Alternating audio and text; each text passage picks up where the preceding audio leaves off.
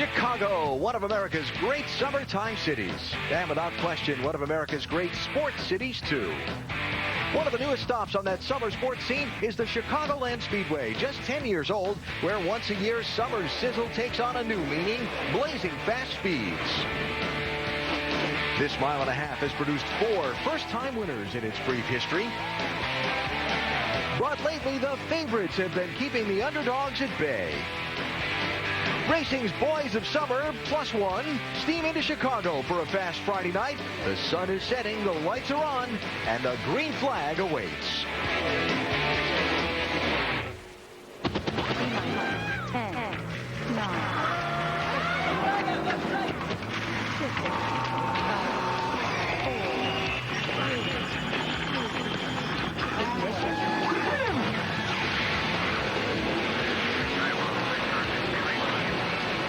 ESPN welcomes you to NASCAR Countdown as the 2010 NASCAR Nationwide Series reaches its halfway point with a 300-mile run at the Chicagoland Speedway in Joliet, Illinois. This beautiful track, 39 miles south of downtown Chicago, is shimmering in the late stages of a beautiful July day. 84 degrees this afternoon, yielding to a very pleasant evening for the Midwestern race fans. For the racers, they compete tonight on a very fast mile and a half that's been very friendly to surprise winners over the years. But in recent times, it's been the group led by former Redskins coach Joe Gibbs that's taken home the trophy from Bears territory. 4 times in 8 tries, the Chicagoland Speedway has produced a first-time winner. No driver who has led lap 1 or lap 2 of any of the races here has ever won this race. Joey Logano reeled him in. Logano to the #1 spot. Never won here before, and check him out like he's been racing here all his life. How good is Joey Logano? We are about to find out. Logano briefly stuck in the middle. I think Joey Logano's got something for Kyle Busch. Try to stay right in front a little bit, or like go for it. You're going to win this race. You got it. Logano by Kyle Busch to reassume the lead. I can't believe it, dude. He's driving away from me. Joey Logano, they gambled by staying out on that final caution. And scored for the 3rd time in 2009. The NASCAR Nationwide Series races on 8 mile-and-a-half racetracks, more than any other type of speedway, and on those tracks, Joe Gibbs Racing has been dominant the last 2 years. Wow. 28 entries, they've won 10 of them. 10 for 28, that's pretty good. They've led 62% of the possible laps. They've won 7 of the last 8 on mile-and-a-halves. The 2 Gibbs cars, driven by Kyle Busch and Joey Logano, start 8th and 5th tonight. Vince Welch is with the defending race winner. Well, we heard in that clip Kyle Busch say that you were just driving away from him in the late stages of that race a year ago. How is your car this year compared to the machine you had last season? Kind of hard to say. I hope it's just as good and driving away from everybody, but we'll see. I mean, I think we're off by 5th there, so you know, we'll go out there and work on this thing. It's going to change a little bit throughout the night here, and you know, as it goes from day to night, we're going to have a little bit of changes there. So to keep up with the track on that one, and hopefully get the GameStop Toyota up there. I think we got a decent car. I mean, I feel like we were great in practice, but I felt like we were okay. And yeah, it's the same old guys that are up there every week. So, you know, we'll see where we stand at the beginning of the race and work on it. The crew chief, Kevin Kidd, says you drive this track a little bit like Kentucky. Of course, you won from the pole there earlier this season. What are the similarities between this track and that one? I kind of think of it as more like a California/Kentucky kind of both together. And, you know, you got a little bit of bumps going into one, a little bit like Kentucky, but you're carrying a ton more speed like California. You know, qualifying here, you're barely out of the gas, you know, so it's kind of the same there. And both places we've run good and won at. So hopefully it all kind of puts together here. Alan, Joey Logano won in this very car 4 times last year, and he's already won in it once this season. No surprise that he says it's his favorite car. He starts 5th today. He will be a tough one tonight, that's for sure. So, Chicago, known for deep dish pizza, home of the Stanley Cup champion Blackhawks, and the place not chosen by LeBron James last night, but it is the place for NASCAR racing this weekend, and our ESPN pit studio is loaded up and ready to roll. Inside, Alan Bestwick with Rusty Wallace and Brad Daugherty. No truth, you're coming out of retirement to go back to the Cavs. If they start playing half court, I am there, baby. We've been calling him LeBrad all day, but he won't bite. This track, 10 years old. While it might look a lot like some other mile-and-a-halves, there are some subtle differences that make a big difference. Oh, it's a big difference. difference is just like you said, Alan, especially on the exit of turn 2. Turn 2 is a corner that when you exit turn 2, and it really arcs out. This is the only racetrack in all of NASCAR that's got a curved back straightaway. Take a look at that straightaway right there, folks. You come off of turn 2 and it goes way out, and it really lets the drivers have more room, more real estate, so to speak, to let the car handle better. You see Brad Keselowski right there exiting turn 2. He lets it run right out against that wall, and it just makes for a much nicer entry into turn 3. Yeah, you're exactly right. I talked to Brad Keselowski. He said, you know, the thing that's odd about this racetrack is it seems like you're always in the corner with this race car. And when you get to the corner and it steps out the yard, the back end comes out, he said it's unbelievable. You never, ever get comfortable and relaxed because you're always turning the wheel all night long. You did say curved back straightaway. We'll have to refine that. How about backstretch? We'll go with that tonight. I mentioned surprise winners here. Those subtle differences in this racetrack's layout can create circumstances that lead to some late race drama. Well, there is a lot of race drama. I mean, just like I said, this racetrack is so big and it opens up so much. We start having fuel mileage problems here. Look, we don't get a lot of caution flags at this racetrack because of the way it's designed. There's more room out there. We don't see as many crashes and stuff like that. And because of that, we see these long green flag runs and only a couple caution flags out there. And that's one of the reasons I think it leads to some of the first-time winners here. Yeah. The Gibbs Group, they've been so dominant on the mile-and-a-half tracks. Why? And does anybody else have a chance tonight? No. What has happened with this race car in particular, they have really figured it out. No matter if with the mile-and-a-halves, which they have been extremely dominant at, short tracks, wherever, they really have their program. It's the standard bearer. But I do like Brad Keselowski. Kevin Harvick's on the pole. Goodyear's got a new tire here this week that's a little bit softer, a little grippier, so maybe those two guys can go out and compete against Kyle Busch and Joey Logano. But at the end of the night, I do think the 18 and 20 will be up front. We talked about the Gibbs guys. You mentioned Brad Keselowski. Maybe the Penske posse could be the group to stop the Gibbs guys tonight. As we check the NASCAR Nationwide Series championship standings, the two Penske drivers, Keselowski and Justin Allgaier, they're both in the top 3 in points. They're both winners this season, and they've both been strong just about each and every race. Yeah, huge pat on the back to Justin Allgaier. He has really been a smart race car driver this year. Hasn't torn up a lot of cars, got some great finishes, and has put himself in a great position to challenge for a championship, if some things change. Before New Hampshire a couple of races ago, Brad Keselowski said he wanted to get through Daytona with his big point lead intact, and then he'd look at how he was going to race the rest of the season. We'll find out what he means by that in just a little bit. When we talk to Keselowski, he'll start on the outside of the front row. Coming up, a quick look back to Daytona a week ago and the debut of the next generation Nationwide Series car, plus the career best finish of Ricky Stenhouse Jr. He qualified well tonight also. What about those surprise Chicago winners? 4 times we've seen a new victor here. Can it happen again tonight? And Danica's back. It's a track where she's got some open wheel experience. How much will it help? That and much more on the Chicago edition of NASCAR Countdown. That's awful pretty, but LeBron's still not coming. NASCAR Countdown is brought to you by Nationwide Insurance. Enter this code at codespotter.com for a chance to win a Roush Ford Mustang. Busy day at the racetrack. Sprint Cup qualifying just finished. Some drivers sprinting to get the driver introductions. He is in full trot there, huh? There you go.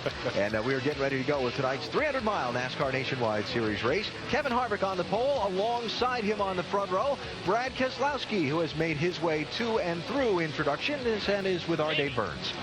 And qualifying very important at mile-and-a-half tracks. So how big now to get the second spot here at Chicagoland? Well, it's a great starting spot to have no matter where you go on the front row. So it's safe in case there's any problems at the start.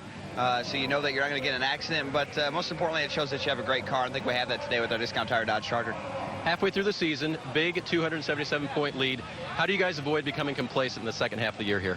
It's really easy, really easy from both the driver's side and the team side to say, well, the car we won with last time at Richmond, it should be able to run up front again. And, that's not always the case. So we've got to keep working, got to keep getting faster, building better engines, building lighter cars, all those things that we need. And I think the guys at Penske are doing that. They're very committed to that. So we're going to keep working. And even from a driver's side, I know that there's areas I still have to get better. We still have Watkins Glen and Montreal, 2 road courses that I've struggled at. And, I'm going to have to work hard to keep this lead because Carl could get hot at any time and start winning races and take this back from us. So we've got to keep running up front. We've got to keep winning races. Well, if he improves on his finish here, his best finish, Alan, it was third 2 years ago. Maybe with a W, that would help as well. All right, David, thank you. Keselowski starting second tonight. He won the pole for the last 2 races, including for a memorable event 1 week ago at Daytona. Always a thrill to be at Daytona International Speedway and the debut of the next generation race car. I am so excited to be here at Daytona to see these new-looking race cars. It's great for our fans. I'm fired up. Pace car is off 100 laps ahead as the 2 Dodges from the Penske team bring the field to the green flag. How about this? The 3 car to the lead on the 3rd lap at Daytona. How appropriate this is. The new leader, Dale Earnhardt Jr., shuffled by Kyle Busch. Junior's car makes this pass really look pretty easy. Man, Joey Logano's all over. Stenhouse in the mix in the 6 car. He's had a great run all night. Here they come to the checkered flag, and Earnhardt is going to drive a number 3 car to victory lane at Daytona again. Dale Earnhardt Jr. wins. I don't know if it's you guys, but that's chills right there. Tony Jr., I appreciate your work, man. I love winning races with you, buddy. Man, you know, we lost everything here, and to come back with that number and do this, that means everything. His father would be extremely proud. It was quite a night at Daytona. Dale Jr. winning in the 3, a spectacular debut for the next generation race car, and a career best finish for Ricky Stenhouse Jr., the 22-year-old Mississippi native who finished 3rd in his Roush Fenway Racing Ford. He starts 6th tonight. Can he be another Chicago upset winner, Doc? Well, and after 5 DNFs early in the year, Ricky Stenhouse last week, as you said, became the first rookie to get a top 5 finish in 2010. What turned it around the last couple of weeks for you? Well, I feel like it all started at New Hampshire. We had a really good race there at New Hampshire going and didn't get the finish that we needed or thought that we deserved. But, you know, when we got to Daytona, it was awesome to get that finish for the Blackwell Angus beef car and Mustang, which was cool, and City Financial. They're back on here at Chicago, and we're just going to try to keep that momentum rolling. You know, this place has a history for first-time winners. What are your prospects here tonight? I think we have a pretty good Ford Fusion, City Financial Ford Fusion. It was really good in race trim. And qualifying, I felt like I messed it up. We got through 1 and 2 really good, and I overdrove turn 3 and 4 and ended up 6. But overall, I think we got a good Ford Fusion, and looking forward to the race. Feel like we could have a good outcome. Good luck to you. Thank you. Alan, he wants to become the 5th first-time winner here at Chicagoland Speedway. Yeah, Doc, great time to look at that trend we've seen here over a decade of racing. Guys getting their first and, in some cases, only Nationwide Series win here. Well, that's incredible. Jimmy Johnson, first and his only Nationwide win here after his 58th start. That's incredible. Yeah, see, Johnny Sauter right there. I mean, good short track racer out of Wisconsin. I mean, this guy, won a lot of races around here. Yep. They're very deserving. I wish he was back running with us, though. Yeah, I do, too. Remember Justin Labonte, son of 2-time champ Terry, passing Mike Wallace on the final lap in 2004? That was a lot of fun. Very, like I say, very emotional moment for Terry. And like to see Justin out running some more. Wish he was still racing. And Casey Mears driving a Ganassi racing car to victory in 2006. Also his one and only win in this series. Maybe Ricky Stenhouse can be the guy who brings back the upset winner tradition at Chicago tonight. The first half of the season, as Doc mentioned, was pretty rough on the young drivers for Roush Fenway Racing. Stenhouse and Colin Brown. Brian Eichler getting a few starts late in the run. About a month ago, Jack Roush promised that we would see better results from these young guys in the second half of the season. Stenhouse was 3rd at Daytona. No, yeah, there's no doubt about that. But, Alan, there's one thing I do say. In my whole career, every time you're a young guy and you go to the racetrack for the first time, you get roughed up pretty big time. But when you go back the second time, man, you have learned a lot, and that's what's happened with these guys. Jack says they're going to run better. You know, we all think they're going to run better because they're going back with more experience. That's my reason. I don't know if it's about pieces or parts, what Jack's actually talking about. But I know from a driver's standpoint, when you get more practice at that track, it's always better. Well, if you look at the opening 12 races of the year versus the last 5 for the Roush Fenway young guys like Stenhouse, the numbers say, yes, they are improving. They've greatly improved. And the thing that you think about is when you're talking about the pieces of parts, Rusty, Jack had talked about his race simulations with his Cup program and how that had trickled down into his Nationwide Series efforts, and it wasn't that good. But when I talked to Jack Roush, the thing I found very interesting is he was very calm and very supportive of these young men. And he says, yeah, they're tearing up some race cars. Once they get past that, they're going to be very, very competitive, and I'm behind them 100%. I think we in the media have jumped all over it because of these young guys and said, man, they're tearing up race cars. He's got to be getting them out of there pretty pretty soon. Jack has been very calm. I applaud him for that, and he's got two really good young race cars. I think you and I jumped on tearing up race cars because we both own them. That's exactly right. It cost a fortune. Yeah, there you go. I know we're getting ready for tonight's race, but a quick moment to look back on last weekend's debut of the next generation race car for this nationwide series. From fans, competitors, what have you heard? Oh, man, everybody loves the car. They really do. I talked to a lot of drivers today, actually Kevin Harvick, Jamie McMurray, among others. They both said, Rusty, the car feels so much safer. There's so much more room inside of it. Actually, I was talking to Jamie McMurray.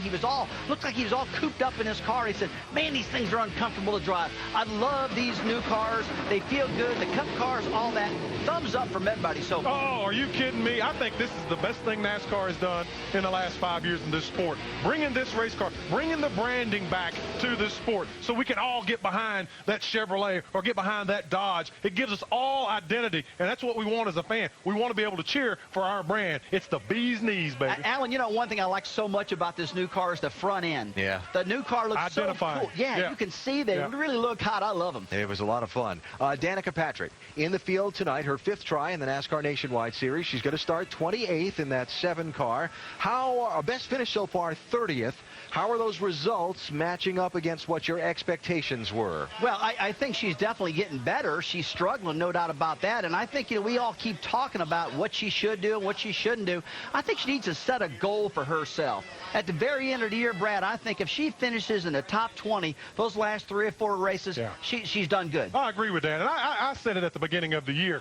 What are the expectations for her? I mean, we know what the marketing plan is and all of that stuff, but what's realistic expectations for Danica Patrick? And that got kind of, you know, minutia. Everybody wanted to talk about her run up front winning races. I sat down with Danica and talked about, I said, Danica, what do you have to do in order to be successful? Can you continue to run the IRL and run in the stock car? She says, Brad, I don't know, but I'm going to do it because I want to try. And we have to applaud her. Let this thing play out. Let's see what happens over the next year and a half. She gets in the car more as we get towards September, October, so she'll have more reps, more experience. Let's give her a chance and see what happens. Yeah, after the IndyCar season ends, the schedule heavies up for Danica Patrick, again starting 28th tonight. Let's go back to the grid now. We were talking about Roush Fenway before. Jamie is with Carl Edwards. He starts 4th. Jamie? On the nice little ride around here, Trevor Bayne to my left, Carl Edwards. Now, this is a track Carl Edwards has never won at, or Roush Fenway in general, Carl. And, you know, when we come here, people always talk about how this is not a traditional 1.5-mile track. How so? I didn't know we hadn't won here at all, but we'd love to put the Fastenal forward in victory lane. I don't know what's different about it, but it does feel different. It feels it's kind of a cross between Michigan and Texas. You know, the track is it's a neat surface. You can run all over it. You know, Trevor and I were just talking about the rubber down here in the corner. I think the groove's going to migrate a lot, and I think that's one of the things that makes it non-traditional. You're going to see cars up against the fence, cars down here on the white line, and as long as there's a blue 60 out front, that'd be great. All right, 8 and 9 winners here. We're different faces. Carl Edwards hopes to continue that trend, Alan. Thank you, Jamie. Starting 4th tonight. Let me remind you now that the Home Run Derby returns to ESPN Monday as 8 of the best sluggers in the game swing for the fences at Angel Stadium. 5 All-Stars who will be competing are Triple Crown threat Miguel Cabrera, David Ortiz, Vernon Wells, Matt Holliday, and Corey Hart. The State Farm Home Run Derby on ESPN Monday at 8 Eastern. Still to come, we hear from more of the top starters in tonight's race, including the top starter in tonight's race. Did he say the groove was going to migrate? Where's it going? You said minutia earlier, I did say so we'll give that to him. Okay, we'll let him. Let's see. What's that mean? LeBron still ain't coming here. For 12 months. Getting ready for race number 18 of the NASCAR Nationwide Series season, 300 miles at Chicagoland Speedway. We are 22 minutes and counting from the green flag. Qualifying for this race was held just under 4 hours ago. 47 cars ran. The fastest lap turned by the 33, Kevin Harvick, who's enjoyed quite a bit of success at this track. 2 Sprint Cup wins, 2 Nationwide Series wins, but this is first pole in his 8th try for the Nationwide Series. Kevin will lead the field of the green tonight. He's with Vince. Well, and Kevin Harvick and his crew chief, Ernie Cope, really fiddled with the setup for this race today, and you're going with something a lot different than what you would normally go with. Why? Well, we just feel like, you know, the 18 and 20 have had more speed than we've had, and you know, we just have to, before we had to capitalize on the races that we didn't make mistakes and they did. So I feel like we have the speed. I don't know how long it'll have speed or what the handling characteristics are going to be, but Jimmy John Chevrolet has had speed and hopefully keeps it for a while tonight. He's won here before, and he has that all-important #1 pit stall. That could make a difference tonight. Vince, thanks. A big night for Kevin Harvick, the hometown of his sponsor as well. Now, to win a race where fuel mileage can be critical, you got to have all the gasoline on board the rules allow. For more on how to make that happen legally, we go to our Craftsman Tech garage and bring in Tim Brewer. Tim? Thanks, Al. Imagine me with the most fuel in a race car at a racetrack. But, hey, it's teamwork. The fuel man, he's got to hit the probe exactly right. But at the same time, you've got to open the flapper valve right here. The flapper valve sets in this area right here. When the probe opens it, it allows the fuel to come into this area, discharge the air right here. But the trick is the crew chief has to tell the driver, do not leave until I tell you to, because the crew chief wants the car to come back down and get level, get all the air pockets out so he can make sure he gets all the fuel and make sure there's no air pockets in the system. That might get you to the start-finish line first, Alan. In the legally allowed amount of fuel line, Tim. Thank you very much. Our J-Ski News and Notes now. Braun Racing's appeals of the fines for their Nashville tire swapping penalties between the 10 and 38 cars denied by the National Stock Car Commission. Commission saying the fines consistent with the infraction. 2 crew chiefs penalized for Daytona violations. Curtis Aldridge, crew chief of the 49 team, fined $10,000 for improperly attached weight. That ballast came out of the car and caused the big Daytona practice wreck you were about to see. Gary Showalter, crew chief of the 40 team, also fined $5,000 for a carburetor venturi height violation. And the NASCAR Teams Licensing Trust has been formed, partnering NASCAR and teams representing more than 30 drivers to consolidate, simplify, and move forward the merchandising and licensing business side of this sport. All right, a couple of other things to touch on before we go and get down for the opening ceremony. Morgan Shepherd will be driving a Richard Childress Racing 21 car this week. The quick take on a complex story. Childress entered the 21, lacking sponsorship, decided not to race. Morgan, not in the top 30 in owner points, lacked a guaranteed starting spot, wanted to put 21 on his car. But to make that legal, had to have a Childress car, Childress team. So Richard sent a car and an engine and some people up. Morgan drives a 21 car tonight from 40th. Also new tonight, after a month away, Jamie McMurray's in the 88.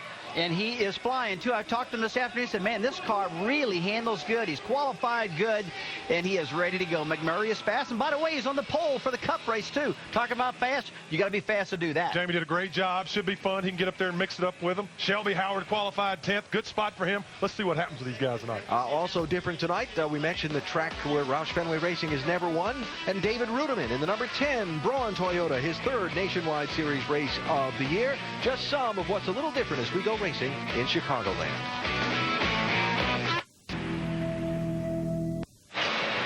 A splendid summer evening in Chicagoland. The always enthusiastic Midwestern fans have wrapped up the tailgating. Now they're ready to enjoy a fast Friday night of action as the NASCAR Nationwide Series competes at the Chicagoland Speedway for the 10th time. Sunset's still officially about an hour and a half away, but the transition from day to dark already beginning as the sun heads behind the grandstands. It's just one of the challenges these drivers and teams will face through the course of the race. Let's go trackside for the opening ceremony. Ladies and gentlemen, please rise and remove your hats as Instructor Staff 2nd Battalion, 24th Marines present our nation's beautiful colors. Please remain standing as Director of Raceway Windy City Ministries, Greg Spoelstra, offers tonight's invocation. Shall we pray? Dear Lord, we just thank you for who you are and what you've done for us, Lord, for offering us your Son.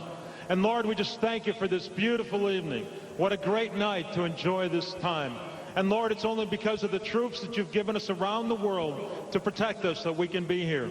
Lord, we ask for safety for the drivers, for the fans, for the crews, for the safety crews, everyone involved, Lord. Just help us to have a great night. And we give you all the praise and the honor and the glory.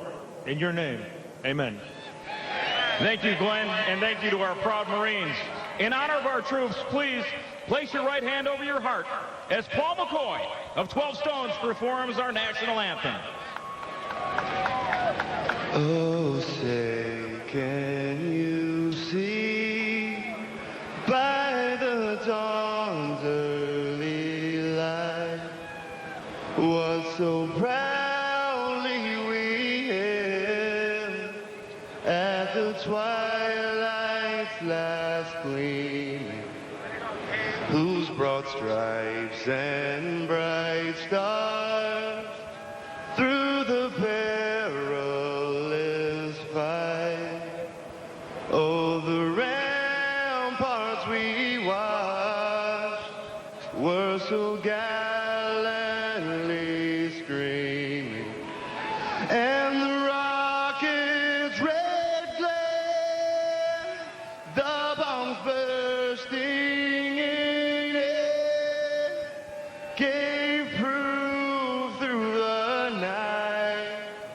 that our flag was still there. Oh, say does that star-spangled banner yet wave for the land of the free and the home of the free.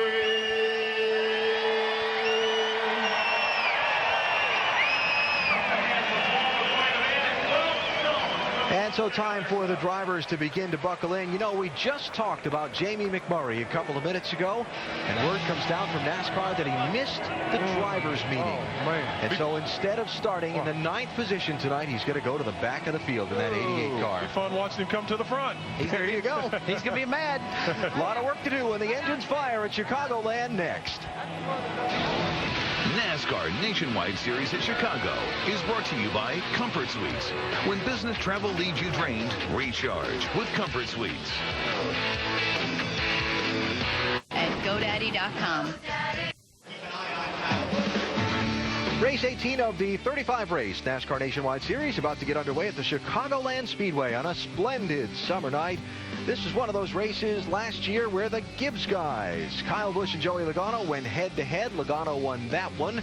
Earlier in NASCAR Countdown, we heard Big Brad say, yeah, one of the Gibbs guys wins tonight. Question is, which one?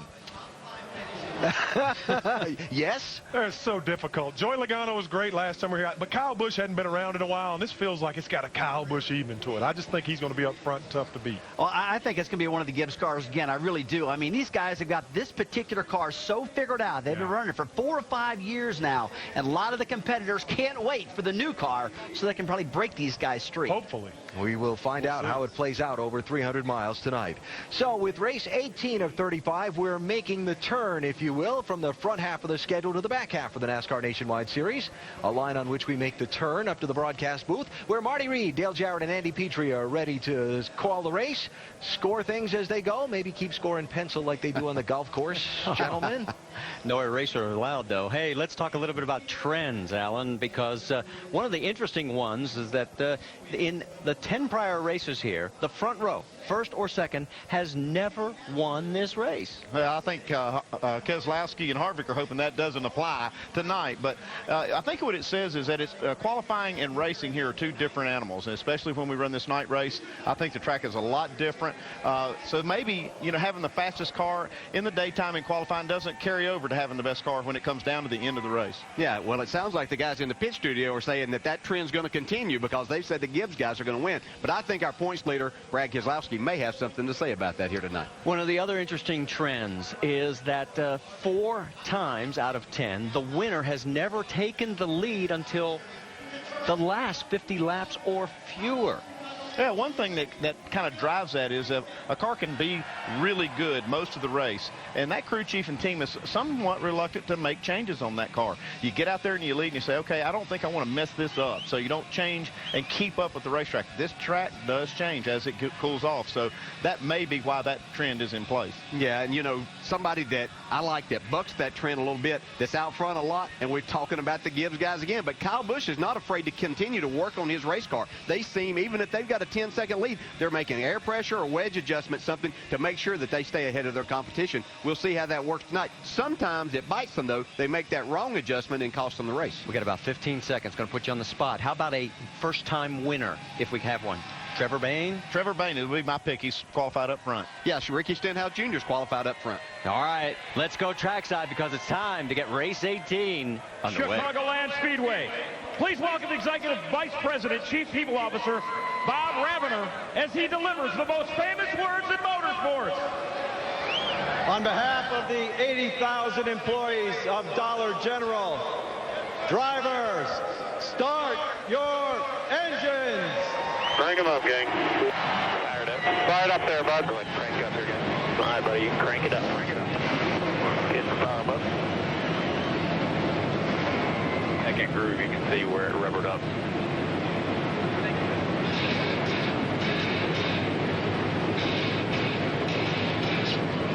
Repetition. Well, we talked about the fact that we've had 4 different first-time winners as the 43 engines come to life down there on pit road. And our in-race reporter, could he potentially be the 5th first-time winner at Chicago? Well, let's talk to him. He's going to be on the radio with us tonight. DJ, it's all yours. Hey, Trevor, Dale Jarrett, the ESPN. You have a copy?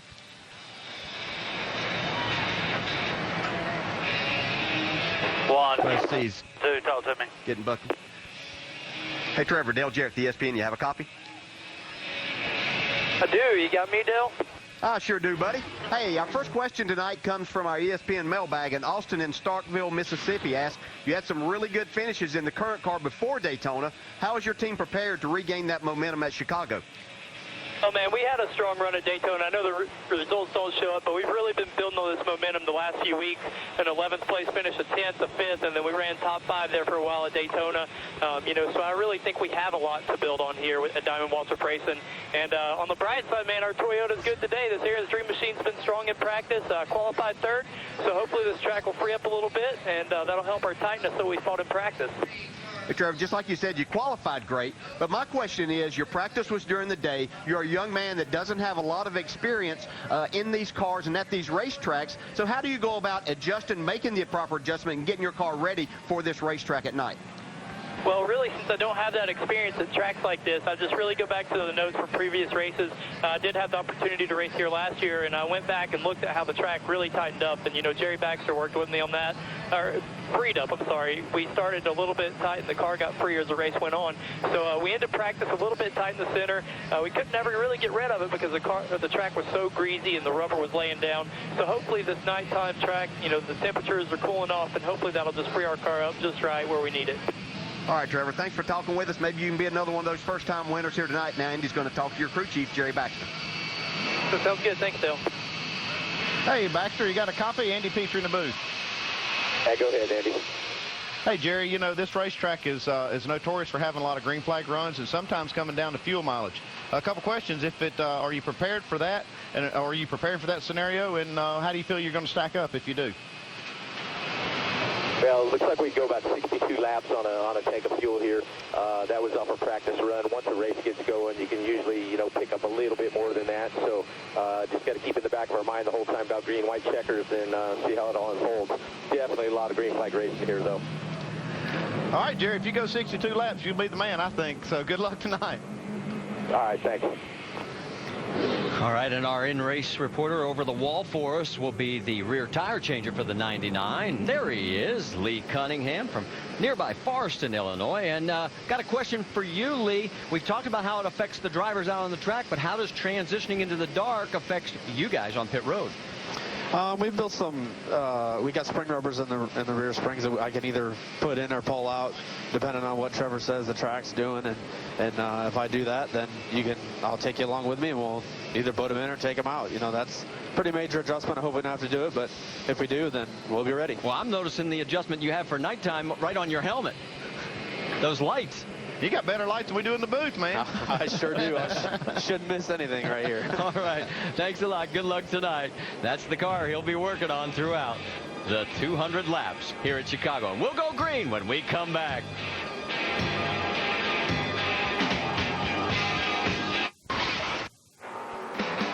Back here at Chicagoland Speedway, where we're getting ready to go green. Let's set the starting field across the top of your screen. Also point out 4 did not qualify. Jeremy Clements, Jennifer Jo Cobb, Brian Keselowski, Kevin Hamlin. 6 to the rears, the most of the year. You already heard about Jamie McMurray missing the driver's meeting. Morgan Shepherd, Landon Castle missed driver intros. Richardson McDowell had engine changes. Johnny Chapman had illegal adjustments. Let's take a look at our onboard cameras. You already talked with Trevor Bayne. We've also got Danica Patrick, Justin Allgaier, Reed Sorensen, Kevin Harvick, Stephen Wallace, Joni Machette, and Jamie McMurray. Time for final reports from pit road. Jamie, you're up first. Well, Marty, Danica Patrick is back in the field, and she has had the toughest 3 weeks of her career. She's gone back and forth from an Indy car to a stock car, from a road course to short tracks, and now she's on an intermediate track. The good news for Danica, she grew up here in Illinois, and she's been here in an Indy car. The bad news, after practice today, she said this track is completely different in a stock car. Her learning curve continues. She starts back in 28th. Doc? Well, Jamie, keep an eye tonight on the one car driven by Ryan Newman. Now, Ryan has driven 3 nationwide races this year for James Finch, with top 10 finishes in all three. In fact, he's had 2 top 5s in this car he is driving tonight. Now, he's never won at Chicagoland, although he's set on the pole twice, holds a qualifying track record, and has led the most laps in this race twice. No, by the way, today, he was the fastest car in the final practice session. Dave. Doc, tonight's race is the 7th of 9 scheduled for Jamie McMurray in the number 88 car. Now, after missing that driver's meeting today, you might wonder, how is he going to get back from the back of the field up to the front of the field? Well, twice this year in his first 6 starts, he started outside the top 20, and he drove it to a top 5. They can only hope he can do the same tonight. Vince? Kyle Busch was runner-up to his teammate Joey Logano in this race last season, and Busch said the difference was the fact that his car was so loose going into the corners, he couldn't attack those corners and drive off. Crew chief Jason Ratcliffe said he spent all week long looking for a solution and says he found 2 or 3 items that he believes is going to make their car more secure going into the corner today. If so, Kyle Busch will be able to attack, and that may be bad news for the rest of this field and good news for the 18. Marty? All right, thanks, Vince. Let's take a look at our race analysis because we will be going around this 1.5-mile oval, a total of 200 laps for 300 miles. Pit road speed is 45 miles an hour, and now you know why Andy said that Mr. Baxter could be the hero of the day if he can go 62 laps. Remember last year's race? A couple of guys named Newman and Keselowski ran out of fuel on lap 58, so we'll have to wait and see what happens. Also, I misspoke. It's not an illegal adjustment. It's an unapproved adjustment. Don't want to make it sound like they did something. Yeah, but they legal, just... Well, yeah, but we don't want to get them in too much trouble. No, they're not in trouble. So lights are out on the pace car. It's turning down pit road. 43 cars coming to the start. Kevin Harvick, Brad Keselowski trying to snap this streak that the front row has never won here in 10 races in the NASCAR Nationwide Series. And the midpoint season is about to begin as the back half of this season is now green.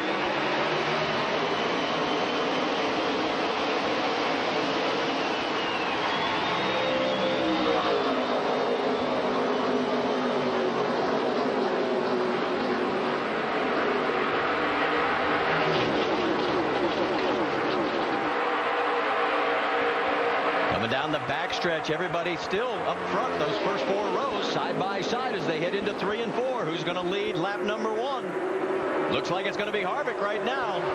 Here comes Trevor Bayne on the inside. Here comes Keselowski back on the outside. And also following the 60 of Carl Edwards. Boy, that was just Harvick by a nose right there.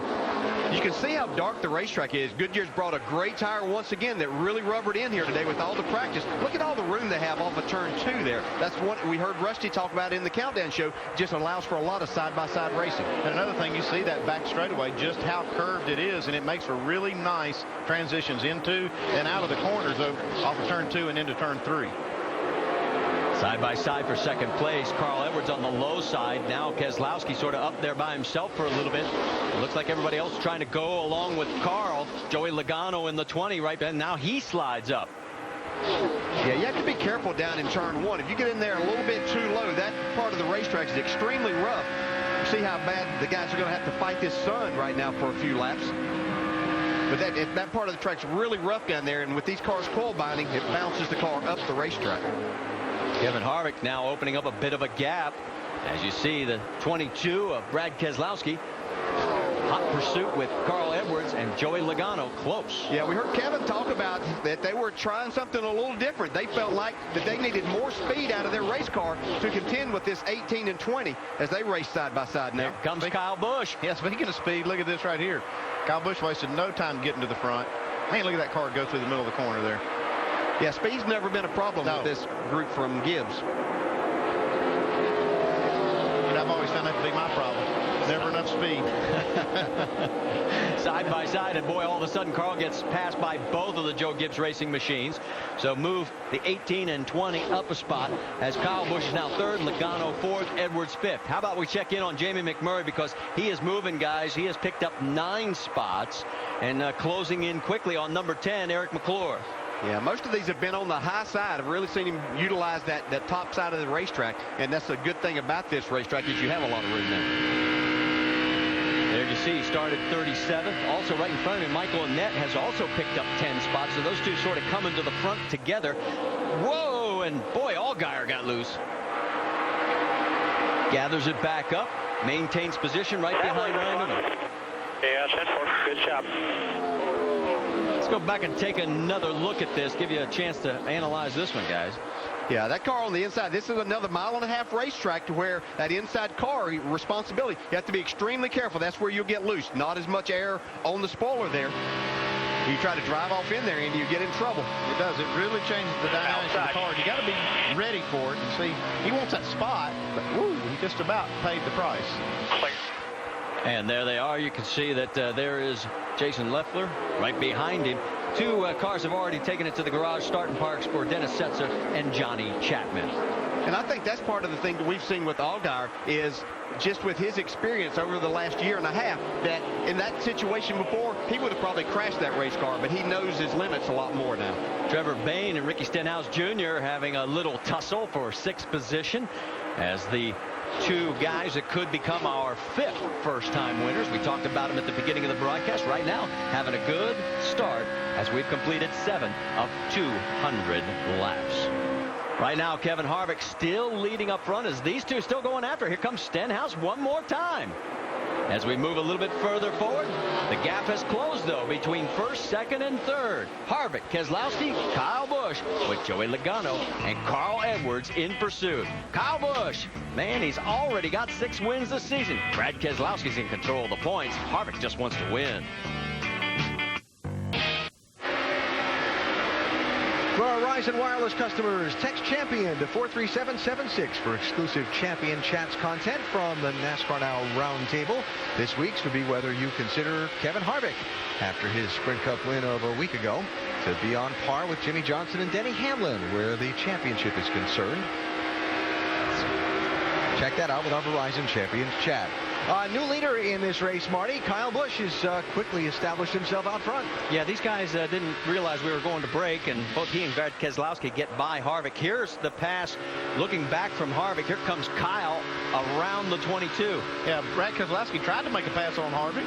Couldn't get it done, and now he has to yield to the 18 car here as he's coming through. And then just a little bit later, here comes the 18 on the 33. Yeah, you can pretty much see Kyle Busch can take this Toyota anywhere he wants to go. He passed Brad Keselowski on the high side, now Kevin Harvick on the bottom side.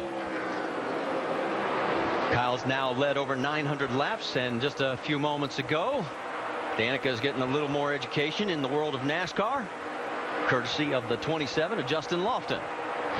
Back live, we can tell you that Danica right now running in 27th position behind Lofton. He's gotten around her. I think she's doing a pretty good job. I can see the one thing that where she gets beat a little bit is on the entry to the corners. But that's one thing that's so difficult about driving these cars, in particular when you don't do it on a regular basis. You have to drive, because of these tapered spacers, you literally have to drive them so hard that it makes it difficult. Let's check in with Dr. Jerry Punch. Well, DJ, you're talking about Danica getting in the corner. She happened to be here at this racetrack back at the early part of May for an ARCA test, driving an ARCA car. And through the afternoon, the one thing they worked on was her entry into the corners. And over a period of a couple hours, she improved so much that Tony Eury Jr. said, I wish we could have done this over in NASCAR with a NASCAR Nationwide car, because she got so much better at a track she felt comfortable with in an Indy car or with a total stranger in a stock car. So certainly getting comfortable getting in the corners here has helped her a lot.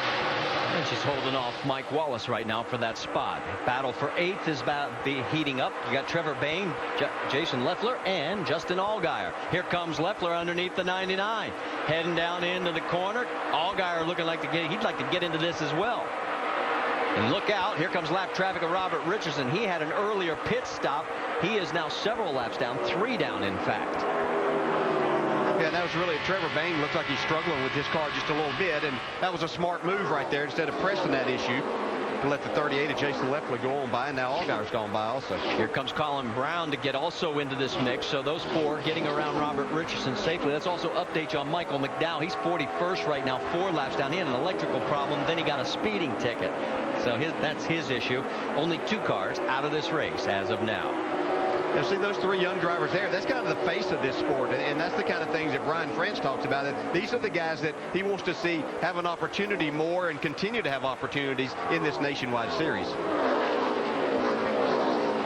So as that battle continues, let's go back out front, check in on our race leader, Kyle Busch. Vince Welch, what's the latest? Well, Kyle Busch says he's a little free everywhere. When he gets into the lap traffic, he feels like it snugs up almost a little bit too much, but he has certainly marched his way to the front. And what's been the secret for Kyle Busch on these mile-and-a-half tracks?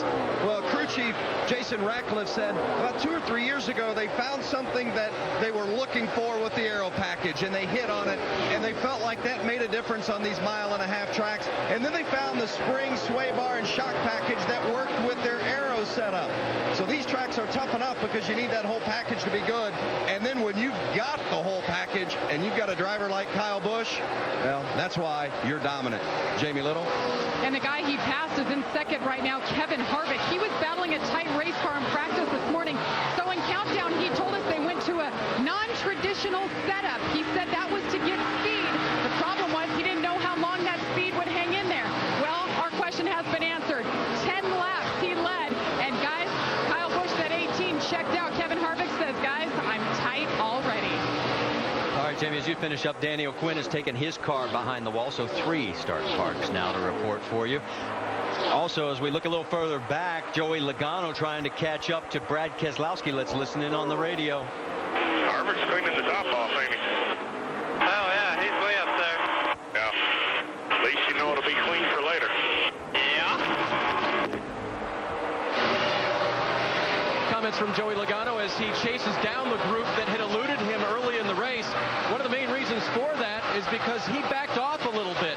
The right front he thought he was abusing. He was charging the corner too hard, so he started slowing down his entry, cooling off that right front, and the car started turning just a little bit better.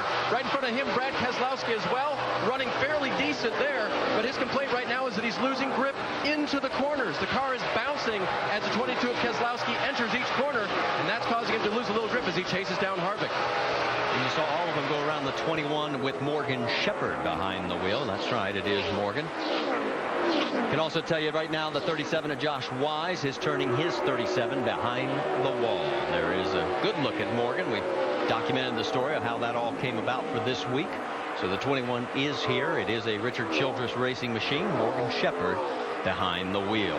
He is 1 lap down and would get the lucky dog if there was a caution. Right now, we've completed lap 25 of 200, and we've got Kyle Busch in front by 2 seconds over Kevin Harvick.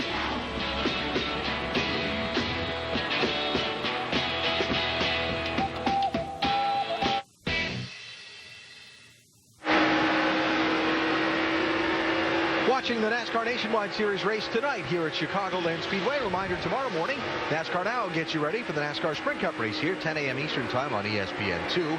Drag racing this weekend, the NHRA Northwest Nationals from Seattle. Qualifying tomorrow, 11 Eastern, ESPN2. The final Sunday, 11:30 Eastern, ESPN2. And next weekend, Sprint Cup Series off, Nationwide Series on to Gateway, just outside of St. Louis. Next Saturday, our coverage at 7 Eastern on ESPN2. We hope you'll be with us for that next Saturday. Kyle Busch moved up from from 8th starting spot to take the lead at lap number 10. He's out in front of Brad Keselowski by about 2 9/10 seconds. Harvick, Logano, Edwards make up the rest of the top 5 spots. Pretty early in the going here, and transition, something that's happening right now, Rusty. Yeah, big time transition, Alan. All these guys have practiced during the day and they're racing here at night. This track is getting cooler. And one thing I'm really noticing, Kevin Harvick's running really high in this racetrack. This groove is getting wider and wider, and later on in the race, I really think you're going to see this top groove come in, more passing after we start having these pit stops. And one person you're noticing, Brad, is somebody we talked about on Countdown. Yeah, Ricky Stenhouse. We really got to give him an attaboy. He has stayed within that top 10. He's running 6th currently, doing a great job. He's got himself a good race car. He's not banging up fenders or anything like that, just riding at a good spot, trying to get himself a good finish for this evening. He's doing a great job. And wondering if, again, that big Daytona finish of a week ago would be the confidence boost that propels him on to better things this year, racing for that spot with Jason Left. For now, Doc, nice job by the driver of the 6 so far. It is an amazing turnaround for Ricky Stenhouse, exactly what you're talking about. This rookie driver could not catch a break early in the year. He had 10 finishes of 28th or worse in the first 15 starts, and then he said, I got some confidence at New Hampshire. The last half of that race, I realized I can drive a race car. He goes to Daytona, qualifies qualifies 6th, finishes 3rd, and he is a very confident rookie here today, and a very wise rookie, letting the 38 car go by just to find him a solid place to race. Marty? And Doc, of course, this was the first race this year. They've been in the top 30 in owner points. Didn't have to sweat out qualifying. And it looks like Danica Patrick is about to become the next victim for Kyle Busch. She is running 26th, and he is closing fast. Yeah, but she's been racing hard. She was racing Joe Nemechek quite a few laps there for position. And now they've got the leaders bearing down on him. Still holding him off so far. Yeah, you can see she got off of that second corner really well. Right here's the one part where Kyle Busch is so much better than most people here, everybody so far, that he just goes through the center of the corner and then gets that nice run off the corner. Yeah, I think you're talking about Danica getting in the corner, not as deep as a lot of cars. Sometimes that can actually pay off for you in these longer runs because you don't abuse that right front tire and you can start making good runs off the corner. So she's getting faster as she's going here. And let's also update you on a couple other cars. David Gilliland's our 5th starting park that's out of the race. Kevin LePage is off track right now, and Mark Green has pulled his car towards the garage. And how about the 88? Biggest mover of the race. Jamie McMurray started 37th. He is now running 19th, guys. He's trying to make up for missing that driver introduction. Doc, you've got more? Well, what Andy was talking about is that Pops Urey, Tony Urey Sr., the crew chief, is not intimidated by anyone, including a NASCAR Sprint Cup driver like Jamie McMurray. He likes having Jamie in the car, but Pops was very upset that his driver missed the driver's meeting and had to start at the back of the pack. Jamie sensed how frustrated his crew chief was and said, I'll make it up to you. And indeed, that's exactly what he is doing. They made a wholesale change on this car just prior to qualifying. A shock change, and Jamie said he could drive it wide open around this racetrack, and he's proven it right now. Well, 3 of his 6 prior starts this season, he started outside the top 20. He finished 3rd in 2 of those, so keep an eye on the 88. Yeah, it was just a shame they had a nice qualifying effort, so it's a shame. But the guys are, and the rest of them made the driver's meeting, but these guys have had an extremely long day here. They started early, the ones that are the Cup drivers that are doing double duty. So he was probably, I'm sure he got caught up trying to get a little something to eat and relaxing a little bit, and just sometimes time gets away from you, but he's doing a great job on the track here. Yeah, I said driver introductions. Actually, driver's meeting that he missed, but man, you don't want to make Pops mad. No. That's why he's out here driving so hard. Look at him. Look at him go. 14 double duty drivers as he's going underneath the 66. Stephen Wallace, that is for 18th on the track. Stephen was teasing him in qualifying about the Suave sponsorship. He says, what is that, Suave? All right, pit stops are going to be coming around the corner here not too soon. Remember, window is about lap 50 to 55. There's your top 5 after 39 of 200 laps. Kyle Busch in a familiar spot up front.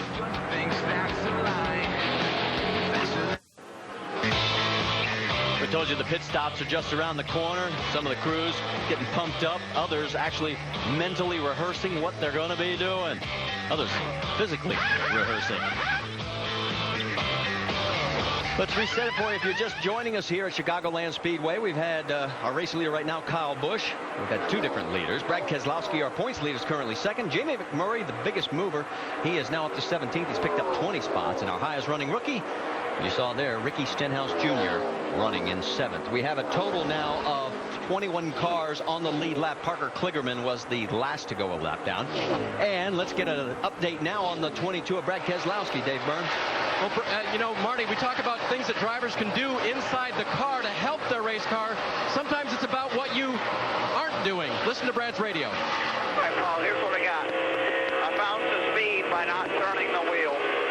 Kind of weird, but if I turn into turn 3 with any wheel input, it's just worse over the bumps. I took out a lot of wheel input and got it to go better here. I need my car not to do that. Not turning the wheel. Now, obviously, he's got to have some wheel input, but DJ, what's that like when you let the car just sort of do its own thing?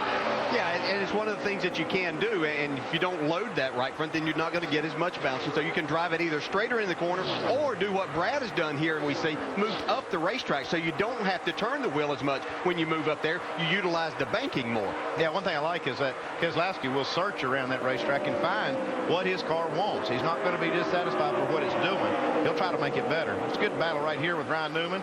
Stenhouse right here trying to pass some lap cars. Yeah, and the lap traffic of Eric McClure is going to hurt him. He had the pass, but then all Newman says, I think I've got the preferred line because the lap traffic slowed him down. So the experience for Ryan Newman pays off as he's now looking at the 87. Now move a little bit further forward to the field, and you've got a nice battle with Joey Logano going around Kevin Harvick. I've been watching this 20 car, and I think he's just using this part of the race to kind of assess what he's got with his race car, where he's going to be running and what he wants done to it. I really believe he's going to be a factor when it comes down to the finish. Yeah, as you watch the lap times on a consistent basis when there's no traffic, his are really the times that kind of mirror his teammate Kyle Busch. The other guys are still off about a tenth or tenth and a half. Yeah, and there's the gap. As you can see, the 22 is well ahead of him, a full corner as it is, and that's some lap traffic that Keselowski's coming up. Another guy that's interesting as we watch these guys come through. Let's set it for you. It's Kyle Busch, Brad Keselowski, Joey Logano third, Kevin Harvick fourth, and Jason Leffler, guys, has moved his way into fifth position. So we got Joe Nemechek as the host gator. Chevy brings it into pit road. He's the first one to make a green flag stop. So changing right side tires right here. Having a little problem on the right rear. A little adjustment. You see that wrench going in the window. Joe's struggling a little bit out there, gone a lap down, so they're making a few adjustments. And we're probably going to see a lot of adjustments on a lot of these cars, even on green flag stops, Andy, because of the change of the track. Yeah, you can see just the way these guys are driving the track different. That's going to require some adjustments, I'm sure, also. So, it definitely is in that transition period. It's going to put him at least 2 laps down and maybe 3, depending on how quickly race leader Kyle Busch comes around. The 30, we mentioned Jason Leffler. Guys, he's the fastest race car on the track right now. Finished 4th in this event last year. Vince?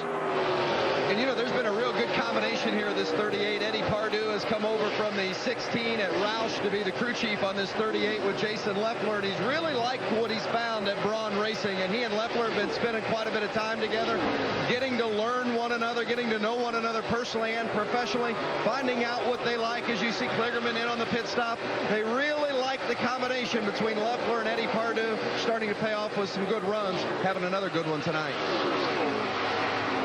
As Parker Kligerman, as his stop is finished, 17.5, won't win the award. And as they continue out on the racetrack, as you can see, the 38 eating up the 33. Here comes Danica Patrick for her first pit stop. She comes off in 28th position, Doc. And first scheduled of 3 stops today for Danica. They're going to be very, very deliberate. A little bit tight in the center of the corner, and a little bit tight up off.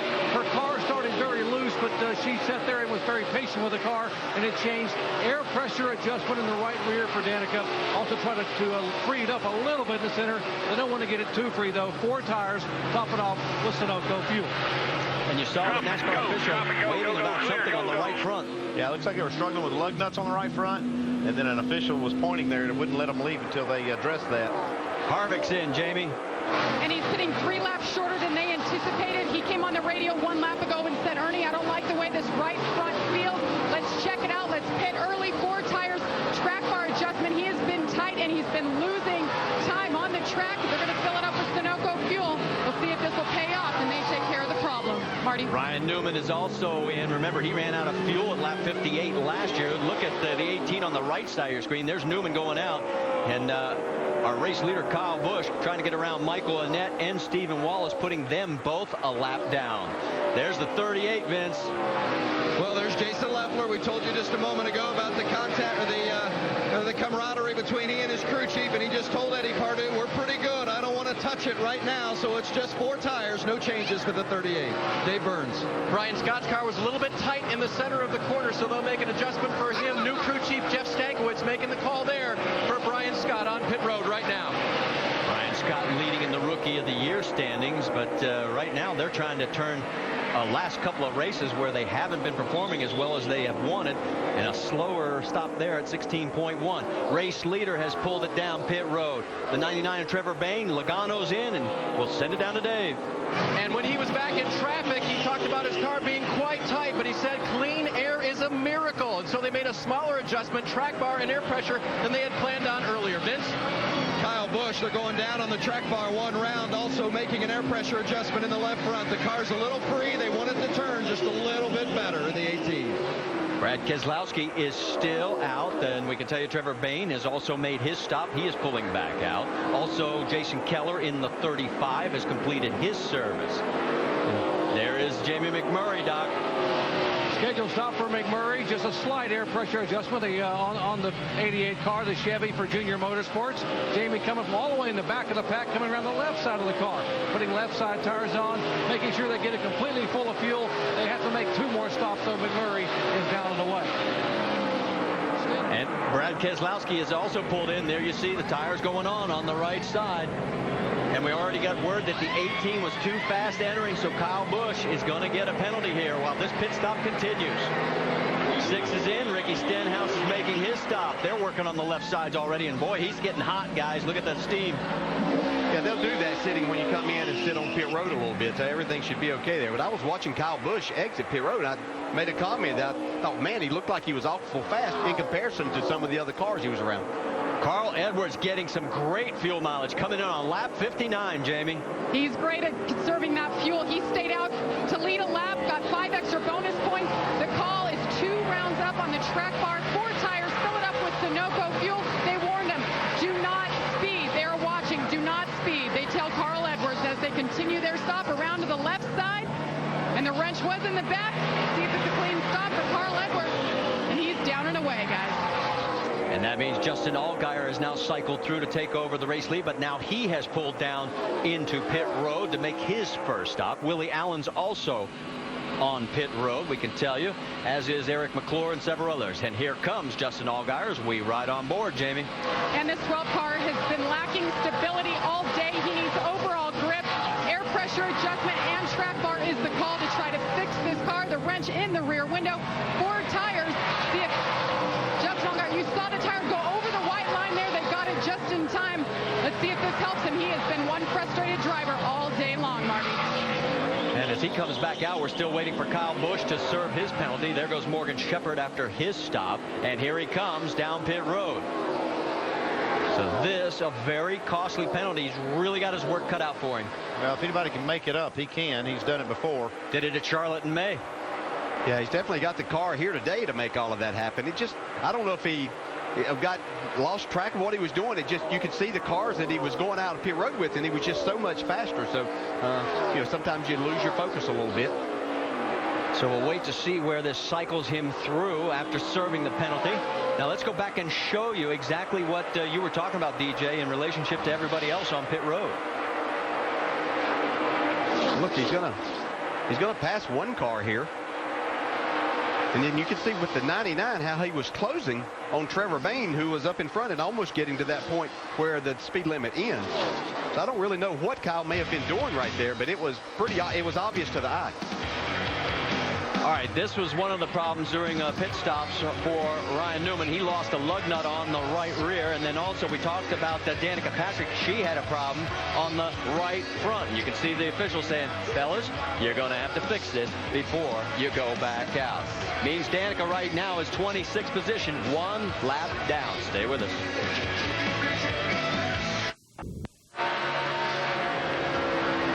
Riding with Reed Sorensen here at Chicagoland Speedway. Let's talk about the 2010 FIFA World Cup because it's going to continue on ABC tomorrow and Sunday. First, tomorrow, Uruguay takes on Germany. 3rd place game, 2 Eastern. Then Sunday, Netherlands takes on Spain in the final at 1:30 Eastern. Which nation wins their first World Cup? 2010 FIFA World Cup on ABC tomorrow and Sunday. Welcome back to the Dollar General 300 powered by Coca-Cola. Make sure to go to NASCAR.com for all your latest NASCAR information. And Reed Sorensen right now 13th with Ryan Newman, despite his problems, right ahead of him in 12th. A little bit of wiggle there as the sun still in their eyes as they head down into turn number 3. There's your top 5 after 68 of 200 laps. We have gone caution-free. Remember, last year we only had 2 cautions all of last year, so this is not uncommon. Dave, let's get an update from pit road.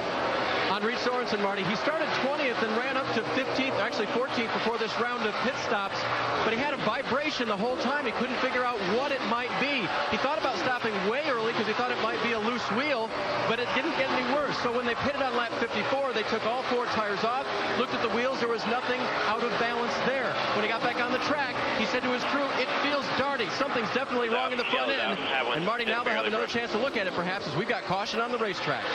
So we have caution for the first time here on lap 70 of 200. So a good long green flag run. And the word is it may have been the 27 that sort of brushed the wall and brought this caution out. Yeah, they've been stretching his groove up pretty far, but Justin he got Walton a little too high up in the middle of 3 and 4. I don't feel too bad. It was just a light brush. Yeah, it doesn't look bad. I mean, it looks like they're going to be okay if they get some tires and maybe pull on those fenders a little bit. Well, let's see who this helps, because right now Brett Keselowski is the race leader. Remember, we talked about Kyle Busch and his speeding penalty? He was in 6th place, 19 seconds down. This just helped him a ton. I'm not sure he needed any. Yeah, he was. Well, he just made up all 19 seconds. Yeah, it certainly is a big help, but he was way faster than anybody else on the racetrack. I think he might have been a little bit ticked off. Well, he always does get the bit between his teeth when things don't go well. But our first caution here, as we mentioned, as we've completed now 70 laps, we can tell you we have a total of 16 cars on the lead lap. Jamie McMurray is the last car. And it looks like it'll be Brendan Gaughan who will get the Aaron's Lucky Dog. We'll confirm that. Update that. Remember, everybody stopped roughly between laps 53 and 60. Yeah, this will set a lot of cars up. You see Danica Patrick in the 7 will probably stay out and take the wave around to try to get one of her 2 laps back. And I think you'll see maybe quite a few cars do that because we haven't run that many laps since they pitted. Yeah, the other guy's making major adjustments that the cars aren't handling very well. Well, we got a couple of takers with Brad Keselowski and Joey Logano. Vince, you're up first. Well, that 38 of Jason Leffler did not like that recent set of tires. They made no changes, but he said he had a bad vibration, so they're going to stick with no changes, but they are going to put on 4 fresh Goodyears. Dave? And they're going to change tires here, too. We'll see if it's 2 or 4 for Brad Keselowski. He said the entry was definitely looser, which he liked on the start of that run. It's going to be just 2 for Brad. Jamie? And Harvick was your pole sitter. He does want changes, says they're way too loose at the start of a run. Air pressure in the left rear and a 1/4 of a wedge adjustment. 4 tires for Kevin Harvick. Marty? Take a look as, boy, Kevin Harvick is going to lose a lot of spots here. 6 to be exact. And there, Allgaier picks up 7. But how about Kyle Busch? There he is in 3rd with the Nationwide Insurance race off pit road. As he taking 2 tires, a couple, 3 or 4 cars there taking no tires. Yeah, Allgaier none, and Kevin Harvick lost all those spots because he took 4 tires there, but he needed to do that so they can figure on the adjustments they need to make with this car because it's not of his liking as they get fresh tires on. Well, we talked about what Lee Cunningham's going to be doing on the pit road for the 99. Let's go over the wall with him. And 1 can of gas. Here we go.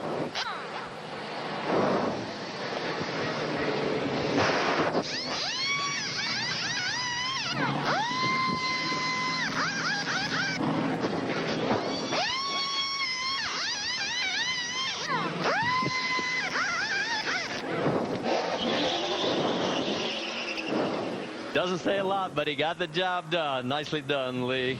Our first 93 laps last season were green. This year we make it 70 before our first yellow.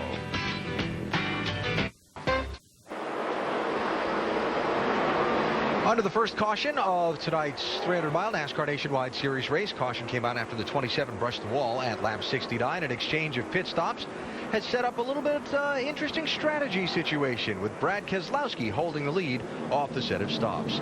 The caution giving the first car not on the lead lap, Brendan Gaughan's 62 machine, the Aaron's Lucky Dog free pass. He gets to come back around and rejoin the lead lap hunt. Quick impression on what you've seen so far, Rusty and Brad? Well, right now that was a really long green flag run the very first time. It runs between 56 and 60 laps. Now, these guys went out and run about 14 laps after that. It gives them a second chance to come in and readjust the car if the adjustment they made wasn't correct. So I know the drivers are liking it. Now, McMurray, this is a guy that's really liking it. He's got himself back up there pretty close to the front after that big penalty.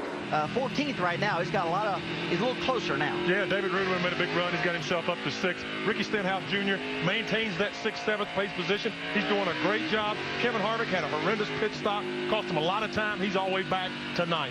Let's talk about Harvick. We saw some guys take fuel only, saw some guys take 2 tires, but Andy Harvick's team chose to go with 4, and he's going to find himself back in 9th place. Yeah, Alan, you see right here the difference between an average pit stop at best here for Harvick and a great pit stop for Logano. A little bit everywhere, but you see the right side about a second, 1.7 seconds. See here when they make this pit stop, doesn't look like any disaster happens. It's just a little bit everywhere. You see it on the right side. Right front tire changer struggle just a little bit with the lug nuts coming off. A little behind the rear tire changer here. You don't see anything obvious, but it's just a little here, a little there, and it really adds up. And you saw he lost 6 spots coming off pit road. NASCAR officials have just added 1 more lap. We've found a piece of debris out there. It gives us a chance to talk about the fact we had 16 waiver rounds. 7 of those will go back on the lead lap. And you just have to trust us on that. And we also have bad news to report for Ryan Newman fans. He is out of the race. What's happened, Doc? Marty to climb out of the Chevy back here. Ryan, what happened? Something broke in the left front suspension. Not really sure what, but it's unfortunate. We're not running for points. We lost a lap or 2 there if we were trying to fix it. So head back to the bus and have ice cold Coca-Cola. All right, Ryan Newman having a good run while it lasted, but out early here at Chicagoland. Well, in his 3 starts in the number 1 this season, he had top 10 finishes in all 3 of those, so that streak is snapped. Now, we talked about the penalty for Kyle Busch, and he is now 3rd. Let's listen in on his radio. All right, man. You were like 58 coming in, and then the next speed line, they got you at 59, and then leaving when you pass that car, they got you at 64. Yeah, I knew I was busted coming in, so I just sped out. It looked like you were doing about 90 at the cone, so 59 ain't bad. I think that tells you how good of a night these guys are really having with the race car, that they can joke about the pit lane speeding violation that they had to endure. But Kyle Busch likes the car, and they just made some changes on it with going back to an air pressure adjustment from the previous stop. So they went back on that air pressure adjustment, and Kyle said he thinks it's actually handling better now. Before that yellow, they were about 3/10 faster than the leader. So the 18, he's not in the lead now, but he's coming. That's a scary thought for everybody else. Let's set it for you. It is Carl Edwards up front, and Brad Keselowski, I should say, with Edwards 2nd, Allgaier 3rd, Kyle Busch 4th, David Rudiman 5th, Logano 6th, Paul Menard's moved up to 7th, Ricky Stenhouse 8th, Colin Brown 9th, and Kevin Harvick rounds out the top 10. Yeah, it's kind of funny listening to that radio transmission with the Kyle Busch, but that was actually a pretty tactical move to go ahead and speed out, because he knew he was going to have to make that pass-through penalty, so try to gain a little bit of time as he's leaving, so he doesn't give up too much when he does make that pass-through penalty. Pace car is pulled off, getting a little squeeze job right at the front of the field, as it is Keselowski on the high side as the race leader. That's the side he picks. We're back to green flag racing at Chicagoland. You can see Brad spun the tires a little bit. Doesn't look like it's going to hurt him too much here, but Carl able to hang with him. Well, it looks like even if he does spin the tires, he still has to be the first car across that start-finish line. So I guess Carl would have to kind of keep pace with him until they do that.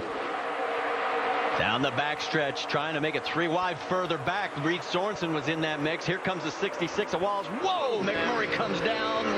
Whoa! That was close. Meanwhile, up front, here's what's going on as Carl goes low.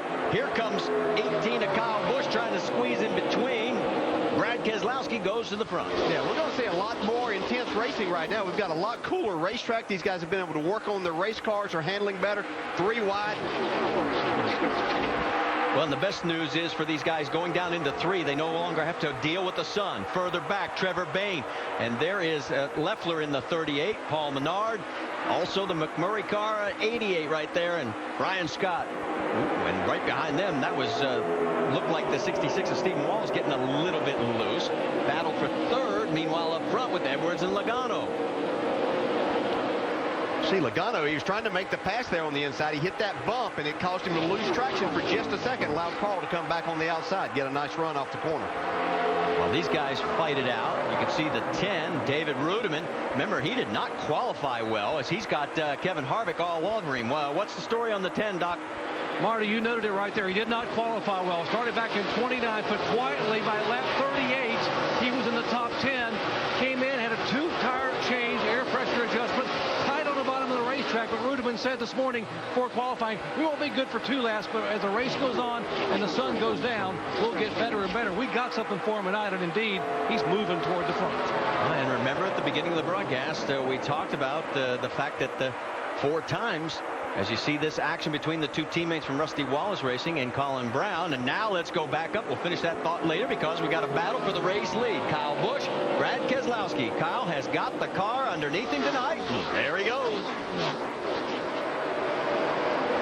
You know, the thing that's so impressive, and we talked about this at the beginning of the show, but just heard them reporting that they are continuing to work on this car to make it better. And you know, we're far and away better than any other car on the racetrack before that. Yeah, it's like I said at the beginning of the broadcast, it's hard to work on your car. A lot of times when you are up front, you're leading a lot of laps and races as they do. But this team really does do that. I mean, they don't sit on anything. If they feel like they can make the car better, doesn't matter if they got a 12-second lead or if they won 12 races, they're going to keep making this car better. Well, Keselowski's got to feel a little lonely right now. He looks to the front. He's got Joe Gibbs Racing. He looks in this mirror. He's got Joe Gibbs Racing. Logano's all over him in the back. Pulls away a little bit now down the back stretch. Gets a little bit of breathing room. 4th place is Carl Edwards. There's Harvick sneaking in to the picture on the right side for 5th. There they are. Yeah, if you remember, Brad Keselowski was a little bit better, quite a bit better actually than Logano in that first run. But this is the difference you see whenever they make these adjustments and the temperature starts changing on this track. Getting word that Paul Menard may have a tire going down on that 98. Jamie, what's the story? Well, it's a shame. Paul Menard was moving forward. Marty mentioned him in the top 10, but he said, I have a vibration. We either have a wheel going down or it's loose. He said, when I turn the wheel, it's lazy. They told him to come now and pit. Let's just try to take care of the problem and put 4 on. On the left, you can see the 4 cars behind him. That is Stephen Wallace, Brendan Gaughan, and also Colin Brown and Brian Scott. Yeah, we heard about, you heard Paul Menard saying that he turns that wheel and it's a lazy feel and the vibration. Those are really 2 signs of a loose wheel. And I don't know about you, Dale, but when my driver says that, I feel like I need to get him on pit road. Yeah, you need to get there, and these guys right behind him would hope that he gets there too if that is the situation. But yeah, that's not going to be something that gets better. It's only going to create a huge problem. Menard has only 2 top 10 finishes in the last 7 races. Remember, he started the beginning of the year pretty impressively. As we go back to the battle right now between Keselowski and Logano, they are 1 second behind the race leader, Kyle Busch. You can see Keselowski get a little bit loose right there. It's going to give Logano a chance to come to the inside and see if he can take over that 2nd spot. Can Logano make it a Joe Gibbs 1-2 punch? Here he comes, and yes, he might, as he can seal the deal going through the corner, and yes, clears him. Yes, like I said earlier, I felt like Joey Logano was kind of doing time to start. As the race got started, I felt like he was searching around for the right place he wanted to run and what he wanted to do to his car, and he's made the right adjustments here. Now he's just got to focus on this 18 car to try to run him down. Well, Logano and Busch have combined. They've won 9 of the last 11 Nationwide Series races on the 1.5-mile tracks. Let's get the latest on the 18. Vince. Well, Kyle Busch and his crew chief Jason Ratcliffe were really focusing on getting off to a good start at the beginning of the runs, because they felt like if they could be strong in the first 10 laps and get some track position and get that clean air, then it was going to be more difficult for everyone else to catch them. They might catch them if they could, but they weren't going to be able to get around them because it was going to take so much just to get up there. So the first 10 laps of each stint, really important for Ratcliffe and Busch, and you saw what Kyle did after that restart. It didn't take him long to get to the front and get that clean air. Mission accomplished. Well, that's for sure. Bad news for Landon Castle fans. The man who celebrated his 21st birthday just 2 days ago is behind the wall and out of this race, it appears, as the 09 has retired. There's your top 5 after 87 at Chicago. On ABC. Welcome back to the Dollar General 300 powered by Coca-Cola. Make sure to go to NASCAR.com for all your latest NASCAR information.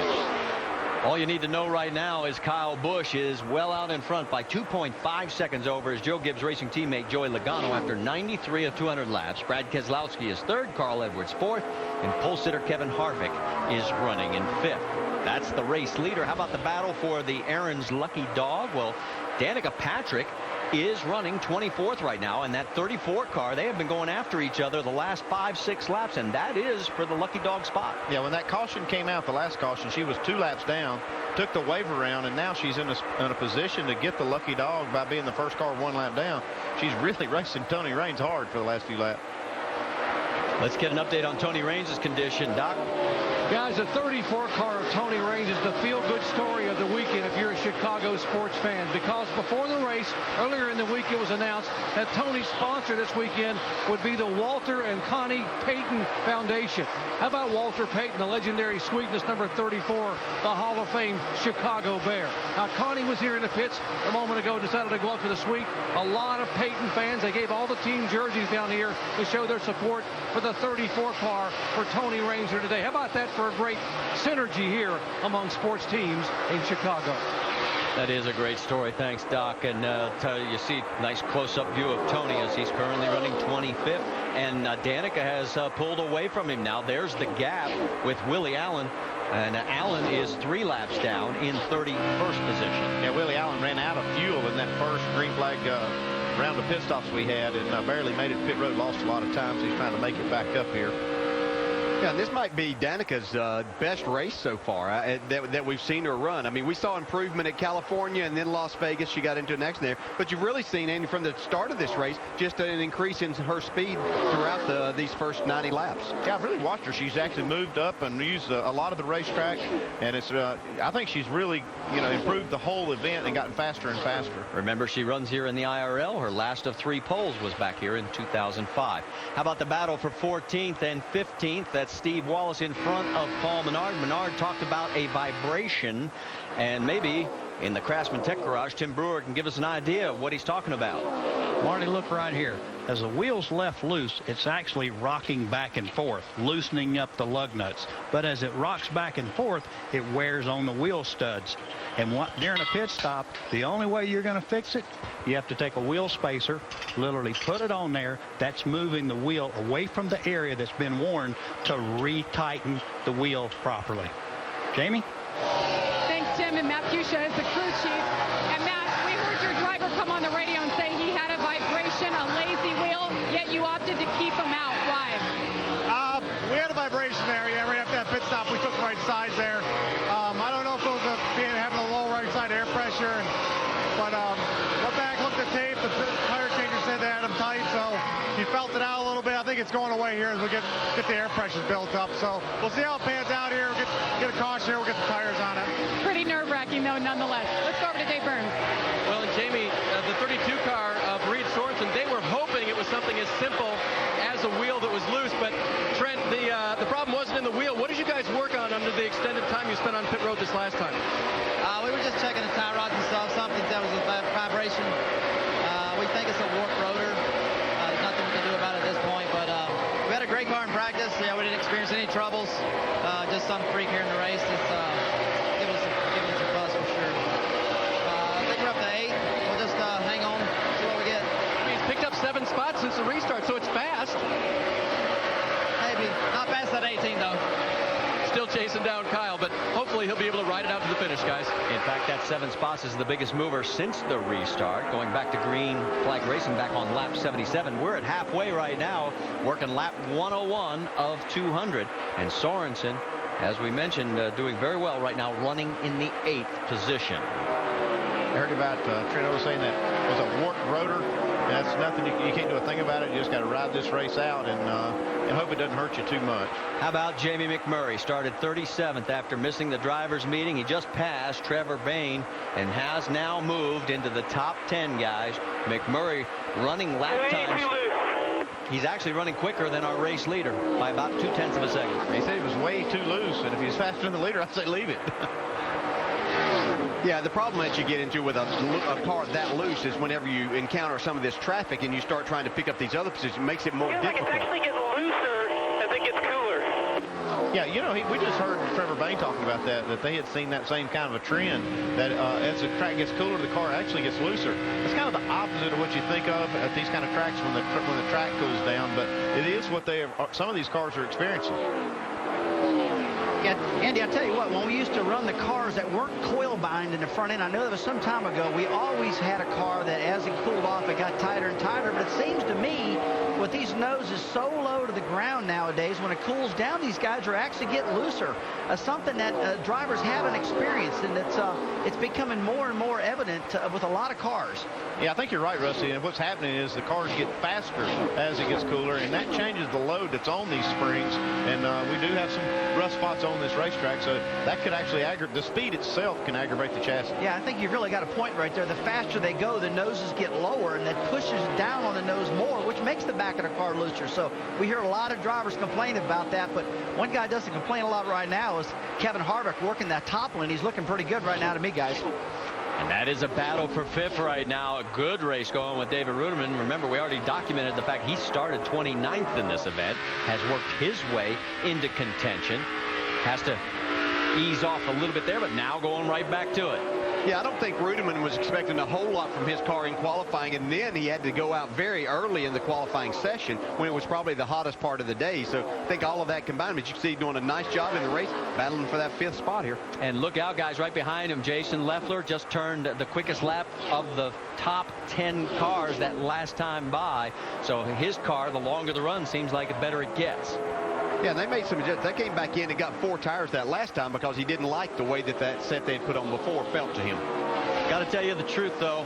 Kyle Busch is real comfortable. He looks like he is in total control tonight.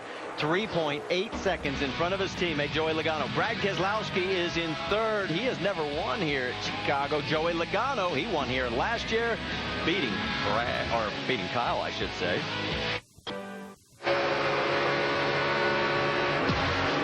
The Home Run Derby returns to ESPN Monday as 8 of the best sluggers in the game swing for the fences at Angels Stadium. 5 All-Stars who will be competing are Triple Crown threat Miguel Cabrera, David Ortiz, Vernon Wells, Matt Holliday, and Corey Hart. The State Farm Home Run Derby on ESPN Monday at 8 Eastern. Knocking it out of the park tonight would be Kyle Busch and Joey Logano, the Joe Gibbs Racing teammates, trying to sail off into the sunset as they have a 1.5 mile track so many times in the last 2 years. And what was that you said on Countdown? I think I asked you, would one of those 2 cars win tonight? You said, yeah. Yep. Right now, they're about 2/10 faster than the rest of the field right now. Sometimes 3/10. Wow. They're in their own zip code. Checking out, boy. They are checking out. After a speeding penalty early in the race, Kyle Busch has come back to lead Logano by 4.3 seconds. Logano's got another 3.5 seconds. On third place, Brad Keselowski. It is the Gibbs guys being the dynamic duo so far tonight. 87 laps to go. Only 1 caution in the race so far. Very clean and green like it was last year. Let's get you up to speed on some various stories in the race, starting with Jamie and Carl Edwards. Jamie? And this is the fun time during the race. We get to talk about the best driver, the best story in our particular section. Now, right now, Carl Edwards is my best guy. He's 5th right now. The car has been pretty good. It's just tightening up a bit. But he is the best story because during Countdown, he told me, I don't know what we're going to have for the 18 and the 20. We've got to rely on fuel mileage. That is what they're doing tonight. They have stretched it 60 laps. He stayed out, got some bonus points. You see Drew Blickenstripper on the left, and they plan to stretch this one out about 65 laps. That can get them to the end with 1 more stop. Doc? And we've talked about how the Roush rookies continue to impress. We mentioned Stenhouse. How about this guy in the 16 car, Colin Brown? Now, he was in the top finishing rookie the last 3 races. He actually drove Kentucky, Road America, and New Hampshire. He did not run Daytona. He started 21st tonight and has now moved up within a shadow of the top 10 in 12th position. Now, his secret weapon might be crew chief Ricky Byers, who has come here and pulled off a huge upset win with Johnny Sauter in 02 and also pulled off the victory with Kevin Harvick in 05. They hope to make it on 1 more stop after pitting on lap 135. Dave. Doc, Ryan Scott runs in the 15th position. His car is just a little too loose on the bottom side. We'll see what they do on this next round of pit stops. But the guy making that call for the first time will be Jeff Stankiewicz. They had a bad run, and so there was a crew chief change this week. Jeff got the call. He's been a lead mechanic for a lot of years, including a championship season at Richard Childress Racing with Kevin Harvick. So earlier this week, he talked to his old friend Shane Wilson, who had made the move to crew chief from car chief, and he said, when do you know you're ready? And Shane said, you never know until you just do it. It was days later that Stankiewicz got the call to become crew chief for the first time. He's leading the 11 team. They're going to see how they like him, and he's going to see how he likes the new leadership role. Vince? Parker Kligerman is in the 42. He's just 19 years old, making his 5th Nationwide Series start. Got an interesting sponsor on the car this weekend, and I think it's worth noting that GetMoreVacations.com is the sponsor. And, you know, they had, of course, the Deepwater Horizon oil spill in Louisiana, and as you see the battle on the track, and that oil spill, obviously an ecological disaster, caused a lot of economic hardship for the entire Gulf Coast region, but not all the vacation areas down there are affected. In fact, I had a person come up to me today, said they live in Destin, Florida. It's still beautiful down there. But how could they get the message across to the rest of the country that there were still great vacation destinations down in the Gulf area?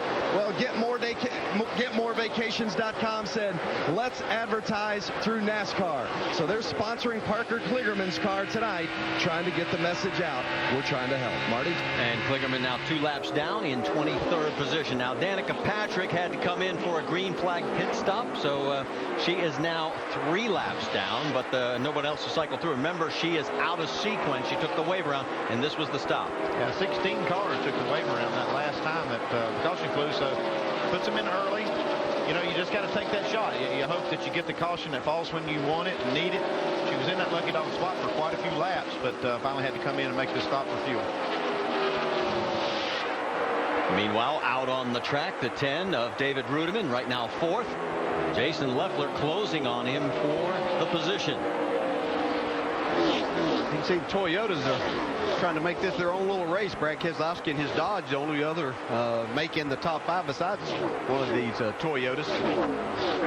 The Toyota running 1st, 2nd, 4th, and 5th. Keselowski in 3rd in the Dodge. Yeah, Leffler definitely has the best long run car. He seems to really come to the front the longer they run. Justin Allgaier and Colin Brown. That's lap traffic with Eric McClure right in front of both of them. Yeah, Colin Brown doing a nice job tonight. Been watching him quite a bit. He's handled traffic.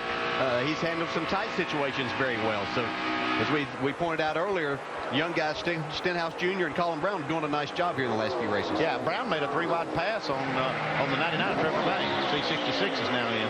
So Stephen Wallace making his 2nd pit stop of the night here on lap number 122. And, you know, to finish up on Colin Brown, as he pulls back out onto the track, Stephen does. Top 15 finishes in 5 of his last 6 Nationwide Series starts for Colin. So that's why the things have turned around. Meanwhile, this battle is getting even better. Here comes Leffler. Whoa, look out. We got lap traffic. Robert Richardson is going to force Leffler to lift. These are teammates, too, don't forget. Yep. Both from Braun Racing. Yeah, Jason Leffler hates to give up that momentum that he had going there. He had the pass made and just hate doing that. You're really hoping that your teammate might give you a little bit of a break, but Rudiman was in the right spot, and his car's been good, too. Colin Brown got around the 12. Meanwhile, there is your race leader. How big's the margin? 3.6 over Joey Logano, but we still have another round of pit stops.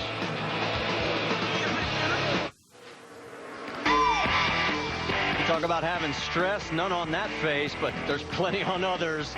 You can always tell the race leaders crew as they are in control of this race with Kyle Busch out front, and we're getting close to pit stops. Remember we talked about, Jamie said maybe they could go 60 laps on the 60. Well, they had a problem. They had to come in just while during the break 53 laps after their last stop. Let's listen. I think I got a wheel coming loose. It's steadily getting worse and worse in the corner. Yes, sir. You make the call, bud. Come to us. We'll be ready. We'll be ready. Don't do anything goofy here. So Carl is now 1 lap down in 16th position. Yeah, you just got to do that. I mean, you don't want to sit out there with a loose wheel, like I said before. I mean, we heard Paul Menard say he's got a vibration. In this case, he doesn't lose a lot. He just has to pit a few laps early, and if the caution doesn't come out, it's actually going to work out for him fine. Yeah, we still have to have the full cycle of pit stops by all the race leaders, which is Kyle Busch by 3.8 seconds over Joey Logano. As you look at the replay of the break, and there they are looking at the tires to figure out exactly what went wrong.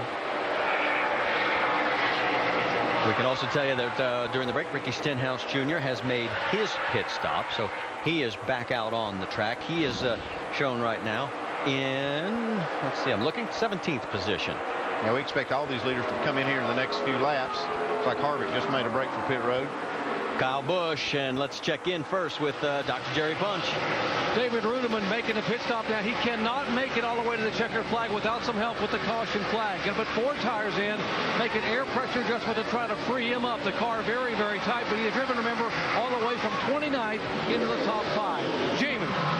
And Kevin Harvick getting counted down into his pit box, the number 1 spot. He said, we cannot get this car right. An absolutely frustrated Kevin Harvick.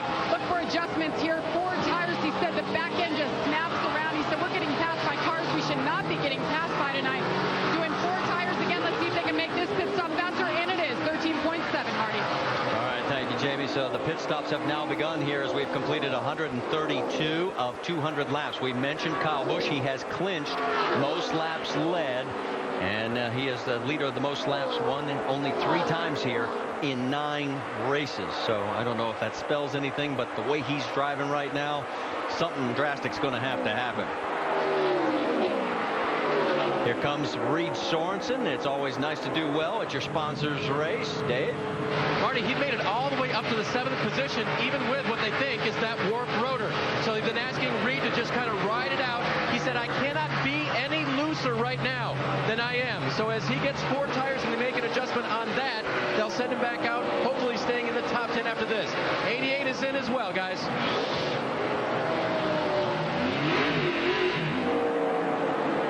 So Sorensen stop continues. McMurray had gotten all the way up to 6th position, guys. Remember, he started 37th. Vince? Well, remember that 38 of Jason Leffler. He's coming in running 4th. He had indicated before they had a bad vibration, but that was just the previous set of tires. This most recent set was good, so 38 gets 4 fresh tires, no chassis changes for the 38. There's the 18 of Kyle Busch. He's been our leader tonight, and he has had a dominating evening. He's led the most laps, as Marty indicated. They're going to go up on the air pressure, just 2/10 on the left rear, just trying to make Kyle feel a little bit more snug. Jason Ratcliffe, the crew chief, says clean air is so critical here. No mistakes on pit road. Dave? Joey Logano's car won't turn as well as he'd like it to. That's why you can't catch his teammate right now. They will make an air pressure adjustment for Joey as he leaves pit road. Doc? Rookie Colin Brown in, and they said they can make it the rest of the way. Major adjustments, and the car was absolutely just too tight. They wanted to free him up a light. Left side tires going on. Impressive performance again here for Colin Brown, the Roush rookie. He's down and away. 22 of Brad Keselowski is also in pit road. Let's send it to you, Dave. Brad liked the balance on his race car, but he said the ride quality was horrible. Nothing they can do about that. They will make a actually, I think it's a wedge adjustment for Brad on that car, as well as a 4-tire stop to try to make it better. Rough into the corner was his main complaint, and the looseness of the car he didn't like as well. But at the end of the run, it really corrected itself. And he said, right here, I'm pretty good, Paul. If you could just change that ride quality. He can't right now. He leaves pit road. 16 of 17 races. He's had top 10 finishes, 14 of those in the top 5. Any reason why he's the points leader? How about the 32 with Reed Sorensen? He's got Justin Allgaier, but Sorensen has the fresher tires. Yeah, and he goes around. Won't be much of a battle there. No, and Allgaier is actually our race leader right now, so he's at a big disadvantage there, but that did get Reed Sorensen back in the lead lap. Right, he would be the last car on the lead lap right now. 10 cars now shown on the lead lap. Justin still has to make his stop. So does Brendan Gaughan, and then Kyle Busch, who is in 3rd, will inherit the lead once again. So Keselowski's stop was not totally clean. They had a problem on the right rear. I hate having those kind of problems and mistakes on green flag stops because it costs you time on the track. See, now he's racing Carl Edwards. And Carl pitted earlier, so you should expect that these fresher tires on Brad Keselowski's car will have him driving away. Brad is running 7th right now. He is behind Leffler, Ruderman, Logano, and Kyle Busch, with, as we mentioned, Allgaier and Gaughan up front. And here comes the 12 as he peels off those two. Allgaier and Gaughan still have to make those stops, and here comes the 12 down pit road. Hey, it's pretty impressive. These guys, as much horsepower as they make, Andy, still getting pretty good fuel mileage. Yeah, they've been making gains in this. You can see that tonight showing that they can go a long way on this tank of fuel. No problem now, it looks like, for Allgaier to make it to the end of the race. Jamie? Well, the good news is the 12 car has gotten a little more stable. The best it's been all day, but he is getting tight, and he says it's really edgy. He's asking for air pressure adjustment, which was already done before he got in.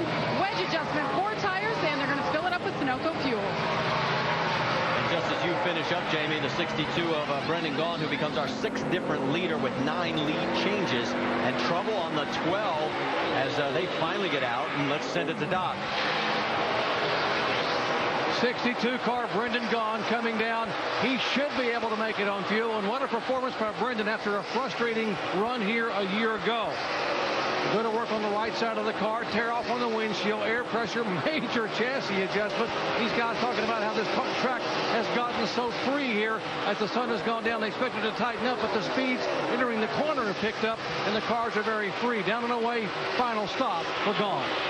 And Brendan Gaughan, his crew chief Brad Parrott gave Casey Mears his first Nationwide Series win here back in 04 as we pick up our race leader again after the pit stop cycle through. Kyle Busch takes over. He has a 2.2 second lead over Joey Logano, 10.9 seconds over David Rudiman in third. There's your top 5. Whoa, and we've got a caution on the track.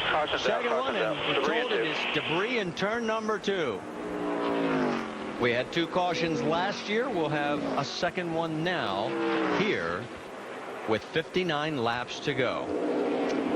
With everybody that has stayed out, I don't. Well, you're going to have some of these cars that could not make it to the end when they made their green flag stops, come in and get a splash of fuel.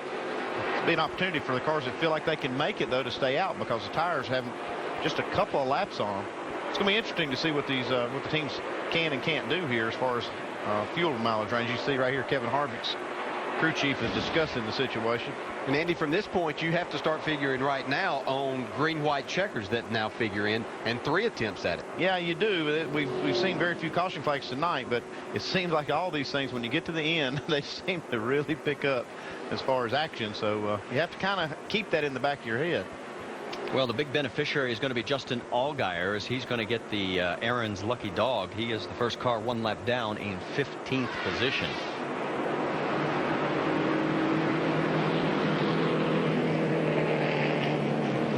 So we're still looking around to see where the debris is there in 2. You can see the trucks. They make their way out onto the racetrack. And that's the truck we're told that will be going out to check on that corner. Green flag is out at the end of pit road. We'll see who comes in. Looks like the leaders are staying out. Pit, 4 tires. Pit, 4 tires, 4 fuel here. Yeah, the first one in is Carl Edwards. You heard Drew Blickensdorfer call him in for 4 tires. Now remember, Edwards comes in 6th position. And we only have, as we mentioned, it'll be a total of 15 cars on the lead lap. So he will not give up a ton of track position. But he will be able to top off as Reed Sorensen also comes in right behind him. The 66 is Stephen Walsh, Trevor Bayne, and Jamie McMurray has already come through. There's the stop on the 60. Yeah, that's just a no-brainer right here. They just had to come in because they had pitted earlier into that last cycle. And our crew cam with Lee Cunningham giving us a view as he pushed him off. And Reed Sorensen has already made his splash and go. There goes Stephen Wallace. We can tell you Ricky Stenhouse Jr. also took advantage of this as he brought his car in. He is on the lead lap as well. So a lot of guys that were in jeopardy are no longer in jeopardy.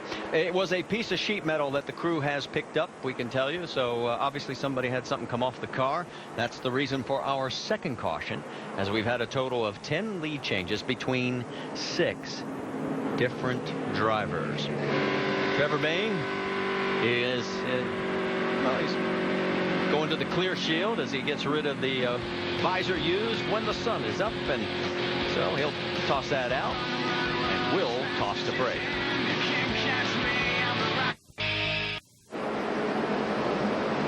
Beautiful summer evening in Chicagoland as the NASCAR Nationwide Series works just the second caution of what has been a very fast Friday night 300-miler. 55 laps to go, and Kyle Busch out in front under this second of 2 yellows. We get you caught up on what's happened so far with a 5-hour Energy Rapid recap. Didn't take long for Kyle to get to the lead from 8th starting spot. Oh, that car was just flat flying and went past the leader, Kevin Harvick there. You see the car's really working good, and we've seen this out of Kyle Busch all night long so far. A number of people have had some troubles on pit road during their stops, included among them, well, first of all, Kyle among them. Yeah, no doubt. Kyle had a speeding penalty, came in a little too fast. fast and exited even faster, so put him in the back, but he has charged back to the front. He roared back from a speeding penalty earlier. Danica Patrick, one of several teams. Seems like the lug nuts have been a difficult commodity to keep where they're supposed to be this evening. Yeah, a lot of problems. In fact, the guy takes his hand and screws the lug nut off. NASCAR says, no way, tighten this baby up. Come on back here. That was not fair. There we go. Now we're good to go. A lot of time. Brad Keselowski, the championship leader, has spent some time out in front of this event. 24 laps, 3 different occasions to be specific. Shuffled back a little bit by a slow pit stop this last time by. Had a slow pit stop. Has not been great tonight, but has been really good. I think he's just kind of waiting. We're going to get those last 30 laps, and we'll see if he's available to strike. This was the end of his time in the lead. After Kyle Busch got the pit road speeding penalty, this was recovery time. Oh, yeah, you see Kyle Busch right there. He's just a little bit mad at the moment. Vengeance is mine, baby. Yeah, man, he's got that thing handling perfect right now. That Toyota is flying out there. So Kyle Busch through. Kyle's been out in front for 107 of the 146 laps we've led tonight. Looking to take another Nationwide Series record from Mark Martin. Remember, he passed Mark a couple of weeks ago as the all-time lap leader in this series. Well, he's tied with Mark for most wins on mile-and-a-half tracks, and if he gets this one tonight, he's going to take that record too. Well, that's a heck of a record, but the word if is a big one right now because he's getting really tight on fuel at the end of this race. I believe he can make it no problem, but if they got some green, white checker restarts, that could get him in trouble. And as we get set for the restart, we'll mention that Justin Allgaier indeed was the Aaron's Lucky Dog free pass recipient on this caution. He was the first driver lap down. He comes back into the lead lap mix now. He's in 15th position as we get set to go. So we think fuel mileage is taken out of the equation now. Kyle Busch among a number of drivers who did not pit. Carl Edwards for this restart back in 11th spot as the guy who led the charge down pit road. And some of the guys in and around him just took fuel only on their stops. Marty, we got all kinds of things going on here as we get set to go green. We certainly do, as Kyle Busch will choose the outside. Joey Logano alongside. Then Rudeman and Loeffler row 2. Keselowski, Harvick row 3. Brown, Scott row 4. McMurray and Sorensen round out the top 10. And we are back to green flag racing. 53 to go here at Chicagoland.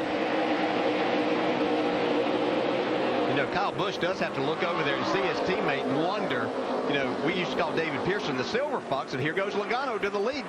Joey Logano. Now remember, we talked at the beginning of the broadcast how the first time somebody has taken the lead, it's with less than 50 laps to go. Well, Joey Logano may have the lead for the first time if he can get back to the stripe with 52 to go. Are you saying he made his move too soon?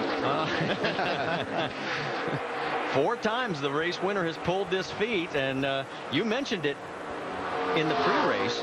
And you know, it's the adjustments that you make as the evening goes on that sets you up for this final run. And right now, we have our 7th different leader. Now, you got to race the whole race to put yourself in position to win, but this is where the real race is. This is the last run, and I'm telling you, these two guys are going to race each other as hard as they can. Dave? And Andy, there's a question here. The 20 car radioed in that he was a little tighter at the start of that last run, which means right now he can run really, really hard. Is Kyle's car just a little bit looser and going to come in a little later? It'll be interesting to watch. It could, Dave, but you know, we've been hearing a lot of cars saying that they get freer as they run, so it might be good news for Logano. He's holding him off pretty good right now. Edwards and Keselowski have their own little battle going on the left side of the screen as here comes Kyle on the right. Has to think better of it. Can't get underneath him. Here comes Brad looking on the low side, but they've got Harvick on point right in front of him. Yeah, I was going to mention about Joey Logano, and David Pearson said it was the silver fox. That obviously Joey not quite silver, you know, anywhere close to that, so we'll call him the sly fox. But he seems to be really good at just waiting till the right time to make all of this happen. With the 18 car just got out of shape coming off turn 2.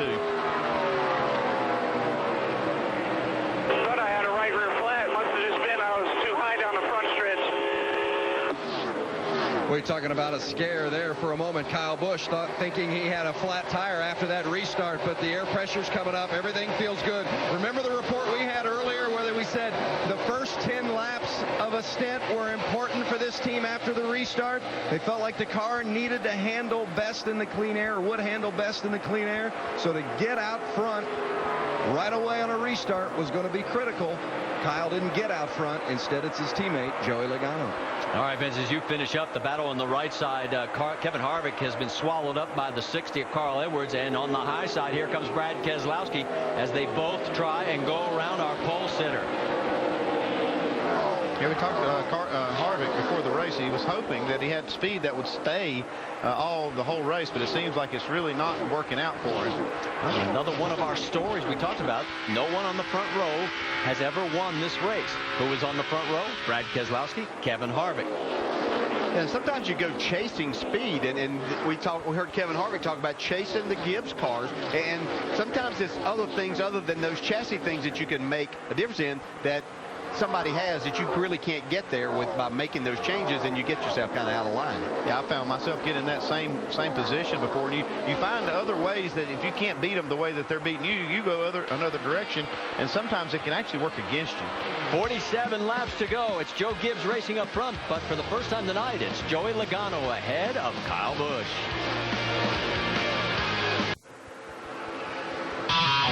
Here at the Dollar General 300 powered by Coca-Cola, the pit crews have done their jobs. They're hoping, yeah, our job is over for the evening. It's now up to the drivers as we are looking to go all the way to the end. Race leader is Joey Logano. He is our 7th different leader.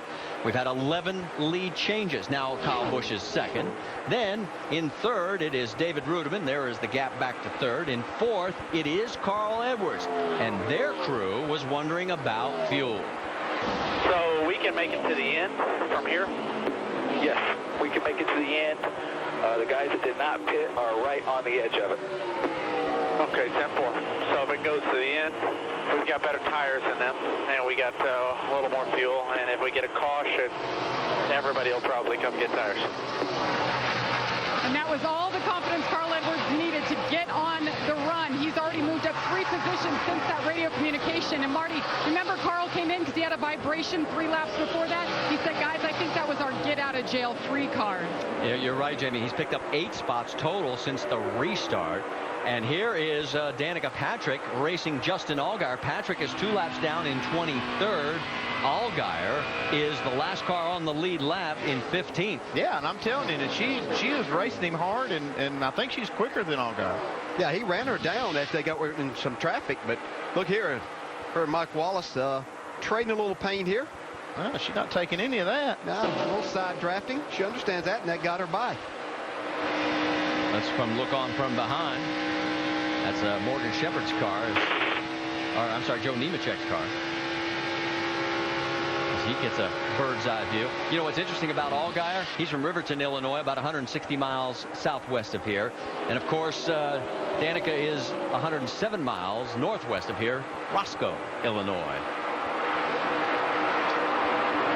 Well, we had word about the 15 and the 62 going after each other. That's Michael Annett and Brendan Gaughan. And word is that we had a little slip. Yeah, they've been battling here for quite a while, and you see Brendan Gaughan down on the inside of Paul Menard. Oh, yes, he did. Nice catch. But it is going to cost him as the net goes around him on the high side. So those guys continue their battle. That is 1 lap down. He is 17th. Brendan is in 18th. Paul Menard right in front of him. He also 1 lap down in 16th. He would get the lucky dog if we get another caution with 37 laps to go. And Michael Annett, one of those guys who has cycled through very well, all the way down his low point of 36th, battled his way back to 17th, guys. Yeah, he's done a nice job here tonight, and it's another one of those young drivers that has a lot of talent, and you see just improvement week in and week out with him. Picked up 2 spots in the points at Daytona. He's up to 12th. Our in-race reporter, Trevor Bayne, you're on board with him right now. Bayne, 9th position, looking back at our points leader in the Rookie of the Year chase. It's Mr. Scott. All the Braun cars having a good night so far. Yeah, they really are. Both of these guys doing a nice job here. Vince? Trevor Bayne and that 99, guys, you're talking about, they've just been dealing with a free car most of the night. And Jerry Baxter, the crew chief, said they made a lot of changes on this race car during the course of this weekend to try to get it to be able to turn the way they wanted to, not be too loose at the beginning of the runs and then too tight toward the end. Right now, still dealing with it being a little bit too free, but running to the end is the key for this team. Get this 19-year-old more experience lap by lap by lap, having another good run here tonight. Bayne in a Toyota running 9th. And as far as Bayne, he has top 11 finishes in 3 of his last 4 starts. As far as Toyota, they are running up front. Top 3, Logano, Kyle Busch, and David Rudiman. Which one's going to win it? 34 to go. Stay with us to find out.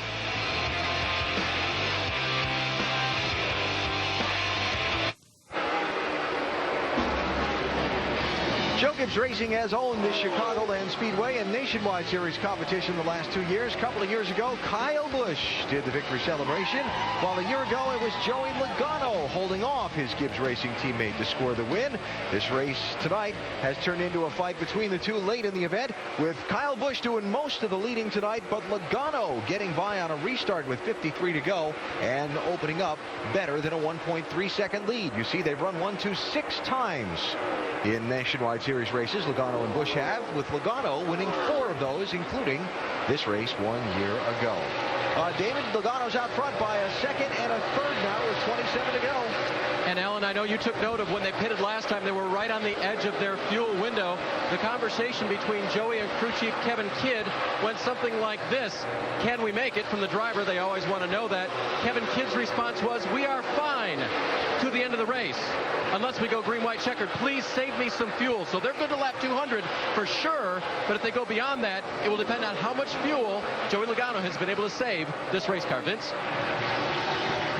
Well, guys, the 18 car of Kyle Busch, of course, hasn't had this position to look at very often throughout the course of the night. His car has been so good in clean air, but the one problem that he has had is when he's had to deal with traffic and the car has tightened up. He's not been happy with the air pressure adjustment that they made in that left rear. Doesn't feel like the car has quite had the speed that it had earlier in the night. Jason Ratcliffe, his crew chief, trying to keep him calm, saying, we'll get another yellow. We'll have another shot. Be patient. Doc? The good news for David Ruderman is he loves how well his car is running right now here in the final lap. The bad news is they are about 7.5 laps shy of the checkered flag on fuel.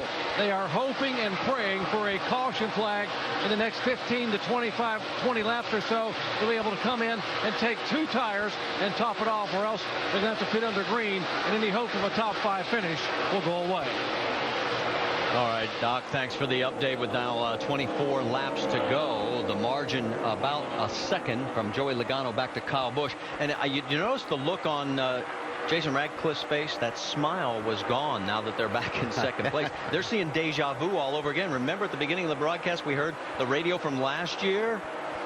Yeah, I mean, it's, you know, he said he's just driving away from me. It looks like it's happening all over again. Although Kyle's staying fairly close. He's staying within touch of Logano. And he has beat him the last couple of laps. Actually, the 20 car moved up the track some to about the second lane and actually started pulling away from Kyle. But he seems to have slowed down a little bit the last few laps. One thing's puzzling to me, though, is why Ruderman would not have pitted when he had the chance if he knew they couldn't make it to the end. Yeah, being that far short, saying they're over 7 laps short, doesn't make sense that they wouldn't have hit pit road that last time. I guess they're just gambling on a long run here where everybody will make a pit stop for tires. You know, before the end of the race. And a lot of guys are hoping for no green, white checker because there would be a lot of cars in jeopardy. One person that is hoping for that is Carl Edwards. He's got a little bit of cushion. He pitted under that last caution. All right, there is the fuel that we estimate are in the tanks, and Ruderman is in biggest trouble. Doc?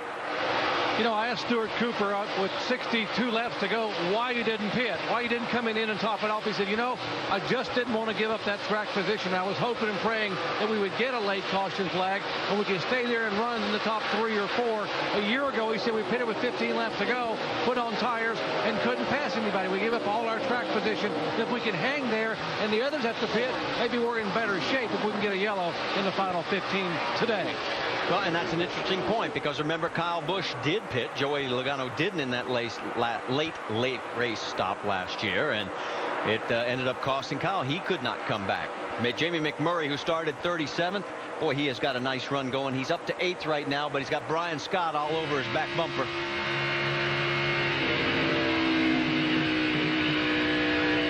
Back to that pitting and not pitting stuff, though, but with the history of this, especially recent history of this race, not having many cautions, I don't think I'd be hanging my hat on that too much. And we had 2 last year, 2 this year, as again you see Brian Scott trying to tighten up that gap, and he's going to go on the second lane. Jamie gets a wiggle and drifts up a little bit.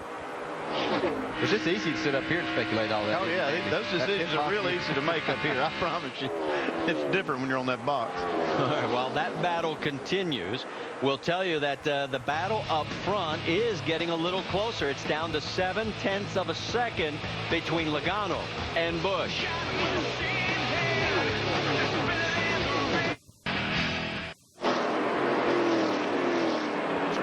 Back here, we are under our third caution at Chicagoland Speedway with 14 laps to go. Reports from NASCAR that there is debris on the racetrack. And the lucky dog will go to the 62 of Brendan Gaughan. That'll give us 16. Here's the real lucky dog, though.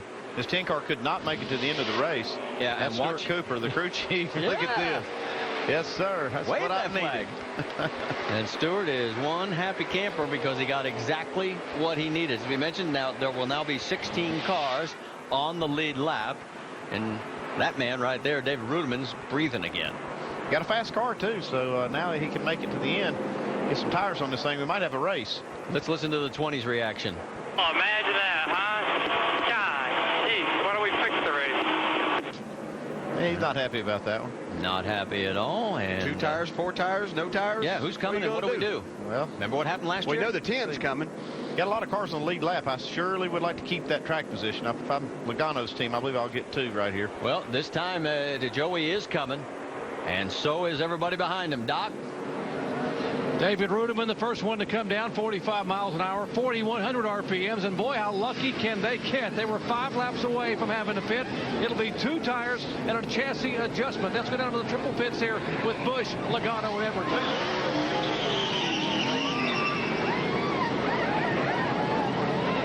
Kyle Busch wanted a track bar adjustment. He said the car was just too tight, so they put that track bar adjustment in and gave 4 tires. Dave Burns? Nobody wanted to be left out of this fresh tire run. 2 for Logano on the right side. I wouldn't change it much, said Joey. Jamie? Just 5 guys over the wall for the 60 car. No fuel, 4 tires. A wedge adjustment in the left rear is the call for Carl Edwards. And here's our nationwide insurance race off pit road. Keselowski picks up 4 as he takes no tires. Logano loses 1 spot. Rudiman goes in 3rd, comes out 3rd. Then Leffler picks up 2. Scott picks up 4. The big pick up by Stephen Wallace, and the loser, Carl Edwards. Yeah. Kyle Busch took 4 tires, though. He'll be the first car to line up with 4 fresh ones. That's right, but he loses 4 spots.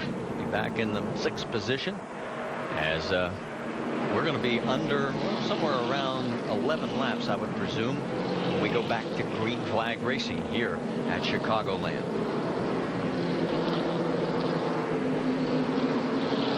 Now, some of these cars stayed out, so they'll get the wave around as well. So we'll get a few more back on lead lap. We'll update you when we come back.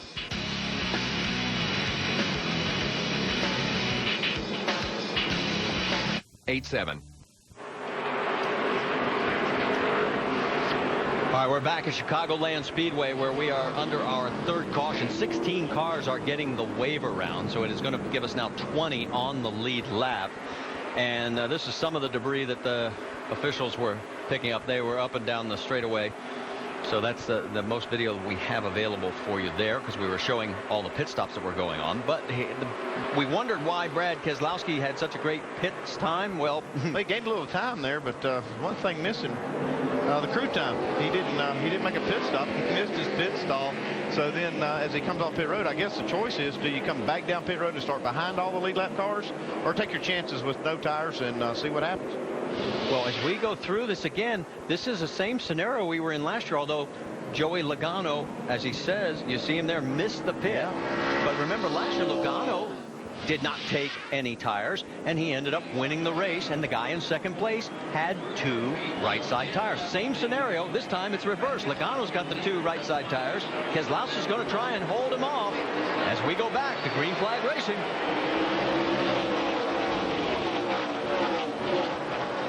10 laps to go, and here comes Logano, and right behind him is David Rudiman. Yeah, look at Kyle Busch, though. He's got 4 fresh tires. He's looking for a place to take them. Yeah, 38 got pretty loose right in front of him. He had to go to the bottom. Let's quickly check in with Dave.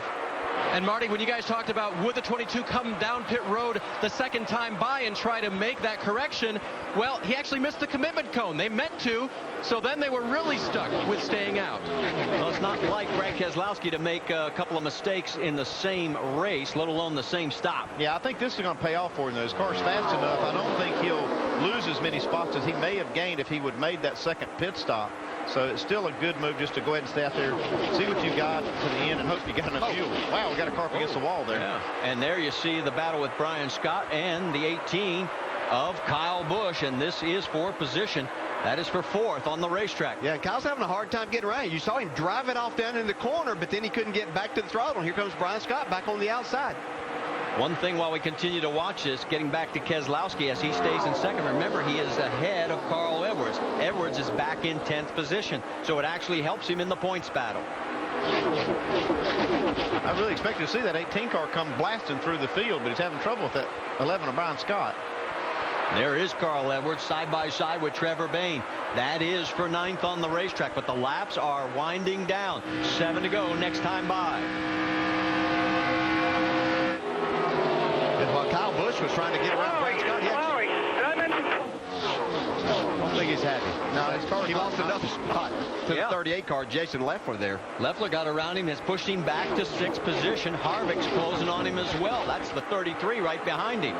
So Kyle going the wrong direction. Now he's going to take another run at Leffler. We walked on the bottom. He didn't have much room right there, but he made himself a little bit of room as we look out from Kevin Harvick's car. Remember, Harvick was our pole sitter. The pole sitter, in fact, no one from the front rows ever won this race in 10 prior runnings. Brad Keselowski's got the best shot. He started second. He's running second right now. I'm impressed with the way that 22 car's held up here with no tires.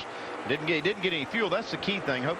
He's probably hoping he's got enough fuel in the tank to make it to the finish. Yeah, he's hoping that. But I tell you what, that thing is strong down the straightaway. He's getting through the corners really good, too. That obviously helps your straightaway speed, but he's actually gained a little bit back on Logano here. With now 6 laps remaining. Now 5, I should say. And we're getting a report that the 7 of Danica Patrick is, the left rear tire. Good catch, Andy. Oh, and Trevor Bayne's got a problem. It looks like he's got a tire rub. Get tire smoke. Bring this thing home, man. We got to ride here 4 more laps. We'll see if they can ride it out. Let's go back and see what happened. That's Colin Brown, Justin Allgaier. Look out, this is getting dicey. Well, tight. It kind of gets tighter as they get down to turn 1. Wow. We could have had 3 in the wall very easily, and the worst of that was Trevor Bayne. He's going to try and ride it out. Next time by, 3 laps to go. Stephen Wallace trying to got over the tire. He's going to bring out a caution. Yeah, now he's in. Keep it up there. Keep it up there. Keep it up there. Keep it up there. Keep it up there. So another tough break for Trevor Bayne. The last one. You're good. You're good. You're all right. He was 16th when this all happened. He was running in the top 10 the entire evening, and that 1 3-wide shunt just took care of it. Yeah, it's so hard to stay. You want to try to stay out there. There's only 4 laps to go, but this is just almost inevitable. Nope. There it is. That's right. Go down. Oof. And that is all the marbles that they've brushed up to the very top of the track. Yeah, he was plowing those. Man, that's a hard hit. Yeah, it was a hard lick, but you can see, like I said, Marty's front skirt is rubbing the ground and just pushing up all those rubber buildup up there next to the wall. Inside. Now, we need to go back and keep it up there. Keep it up there. Keep it up there. The line is not out of bounds. Keep it up there. So keep it up there. That action going on the track was legal. Keep it up there. You get 2 more here. May not have been the wisest decision. That's the last one. You're good. Well, no, but it's utilized quite a bit. We've seen it here in the Cup races and this. So you can go down there to make that pass. You get 2 cars running side by side. You get a draft effect and get down there and try to make that. Everybody just has to be aware of where the other one is. That's Lee Cunningham. Let's listen in as they come in for this necessary pit stop.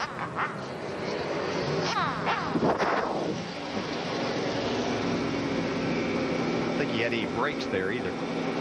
Yeah, I don't think Lee's going to give us anything. He's probably as frustrated as the rest of the team, and they'll go to work on it. See, they got a ton of damage on the right side. All they want to do here is just try to get some tires on it where they'll roll. Try to finish this race. Some other cars that are coming in will just let you know the 98 of Paul Menard has made a stop. Parker Kligerman also made a stop. Michael Annette's also in. These were guys that took that wave around part of that group of 16, so they actually benefited from this caution. It worked out for them, so now they're able to come get some tires and see if they can make some more spots. Danica Patrick did make a stop. She's now 2 laps down in 25th after having the flat left rear.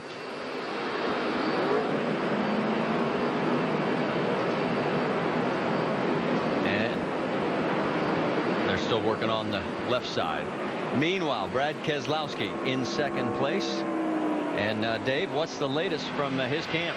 Well, let's check in with Paul Wolf, crew chief. So, do we have to go to the maximum size and brightness of pit board next time to get your guy into the pit box? What happened there, Paul? Not sure. Just bad communication there, getting down into the box.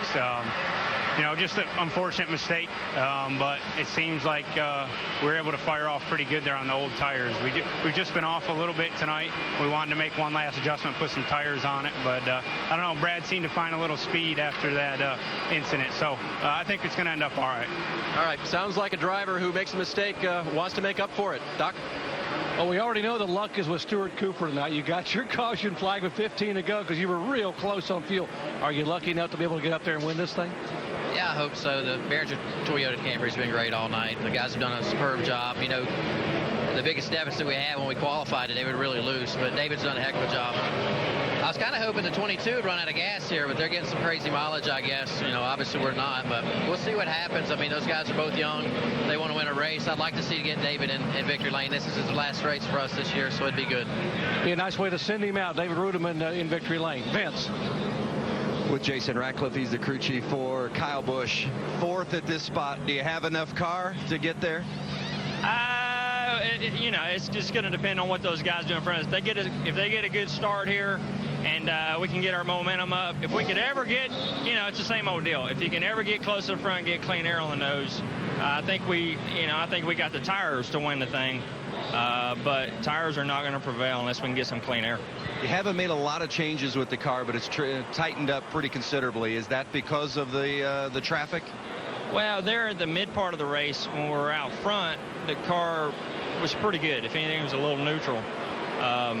So we didn't adjust on the next stop, and I think the track got away from us. And then when you lose your track position, you get in that dirty air, it just amplifies it. Jason Ratcliffe, Jamie. And Kevin Kidd, crew chief for the leader right now, Joey Logano. You came on the radio and said the only way we can beat the 22 in this situation is? Well, basically, it's more about how we can beat ourselves. You know, I think we have the car to beat in this situation. We've been faster than everybody but Kyle all night, and Kyle's here lately has just been as fast as us.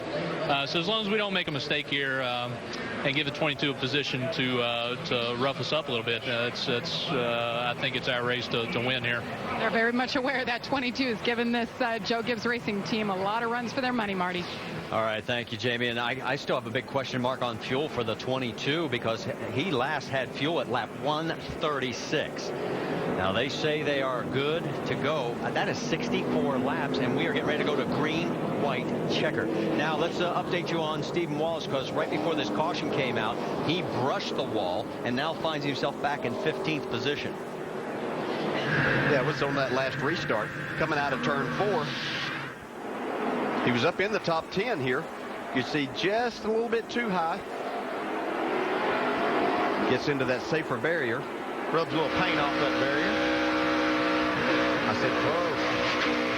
Got a big run coming, going inside. You get up those marbles that we saw whenever the 99 car got up in. That's what you get up in, and the car just won't turn. Okay. You see Steven's numbers there. Let's reset this for you. Joey Logano is our race leader, but Brad Keselowski, boy, when it comes to green, white, checker finishes, 2 of his 3 wins in this year were on last lap passes during green, white, checker runs. He's going to have a chance at it again right here. 22 may be out of fuel. I think he's out of fuel. He is out of fuel.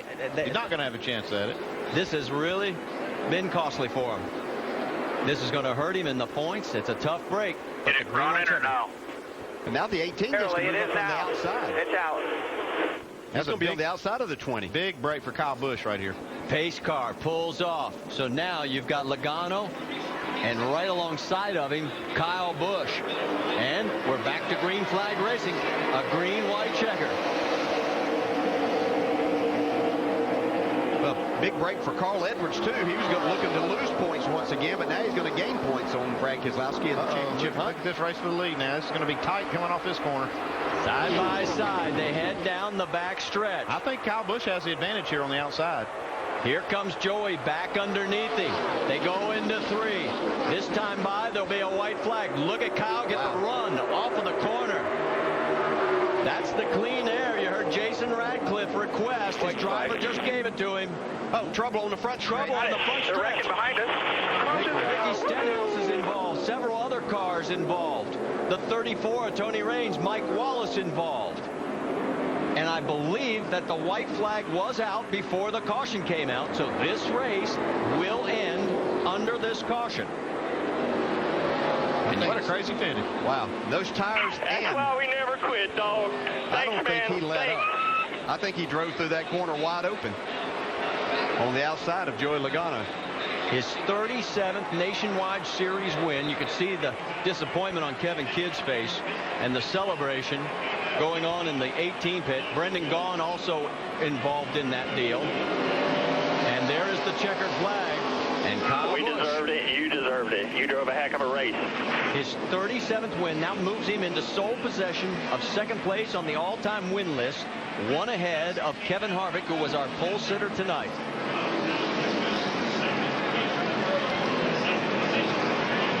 There's Mike Wallace nursing his damaged 01 around. Let's take a look. There's Kyle's fiance. Oh, she's happy. And Jason goes. That's the way to win one. A few feet higher than he normally does. But he got set up in that position by the 22 of Brad Keselowski running out of fuel as they were coming to get the green on this last restart. That moved him in a perfect position on the outside of his teammate. There's Ricky Stenhouse. He had a great run going. He was like, I think at the time of this, was in the top 6, if I remember correctly. And boy, it just tore up a nice looking race actually, car. but both of Roush's young drivers, you can see Brendan Gaughan get sideways there coming out of turn 4. 6 of Ricky Stenhouse, just kind of an innocent bystander. They got caught up in that, unfortunately. Colin Brown also gets swept up in it. Mike Bliss gets involved in it. It's just a chain reaction mess. It was an interesting choice there with Kyle. Or not with Kyle, with Logano actually taking that low lane. I think he wanted to put that 22 car in front of Kyle to maybe hold him off, and then when he ran out of fuel, that didn't work out too good. I was actually going to bring that point up, but I thought that he might have a hard time with the 22 car, just as we saw the 22 car run out of fuel. It was an interesting choice, but that's where he had restarted, and it worked for him before. His 16th Nationwide Series win on the 1.5 mile ovals. That's the most of all time, and Joey is beside himself. He's already heading for the hauler. When we come back, we'll talk to the winner, and Sports Center is coming up right behind us. NASCAR Nationwide Series at Chicago is brought to you by Nationwide Insurance. Enter this code at codespotter.com for a chance to win a Roush Ford Mustang. Back here at Chicagoland, let's give you our NASCAR ticket to the race. Just log on to NASCAR.com/tickets. There are the upcoming events with Gateway next weekend, all the way down through September 25th, when we'll be at Dover International Speedway. Let's catch up with Jamie Little. And Danica Patrick brings it home 24th. That's her best effort now in the NASCAR Nationwide Series. Danica, how would you sum up tonight's performance? Well, I definitely learned a lot. It was really nice to run a clean race with no accidents, really, and just especially in the first part, it was just it's so tough when you get nailed, when you spin on the beginning of the race. But we didn't do that, so we just trucked along, and I learned a lot by following those guys out there, and I learned a lot about really simple things out there tonight, just like how to roll into the throttle and out of it, and just how valuable that breath just before you get back to power is, so that you don't push up the track. So, we brought the GoDaddy car home. It's got a couple of dings in it, but all in all, I took care of it at the very end there. I think if I was up on the back of that pack, that could have ended pretty bad. But everybody making me aware of where I am, so I laid back and we brought it home. All right, she said she learned how to be aggressive, Doc. Yeah, rookie points leader Brian Scott, a career best third-place finish. Where did that come from? We just had a really great AccuDoc Solutions Toyota all night. What a great way to come back after a disappointing Daytona, making some changes in the team, and how about the Braun cars tonight? I think we had 4 cars in the top 8. It was a lot of fun. I mean, Nationwide Insurance in this series is so awesome. It's so much fun, and we had a shot to win the race, and that's all you can ask for. And this being a Dollar General race, which is obviously a partner with Braun, just having a strong showing for the Braun cars and Dollar General, it was really fantastic for me to get my career best finish here, 3rd. I just wish we could have won it, and you know, in hindsight, I didn't know that there was going to be a caution there at the end, and I was running the high side, and we were fast enough, and I started to think to look to the outside Kyle Busch and make it 3 wide there coming to the white, but I thought just get a good run off the corner and set him up in the next one because I was better in 1 and 2, and unfortunately our time ran out, but 3rd place is great, and the Braun cars made up 50% of the top 8, and that's awesome. I just got to thank everybody and Todd for giving me this opportunity, and his birthday. I mean, I hope that we made him happy this weekend. Okay, a great run for a rookie here at Chicago. Vince.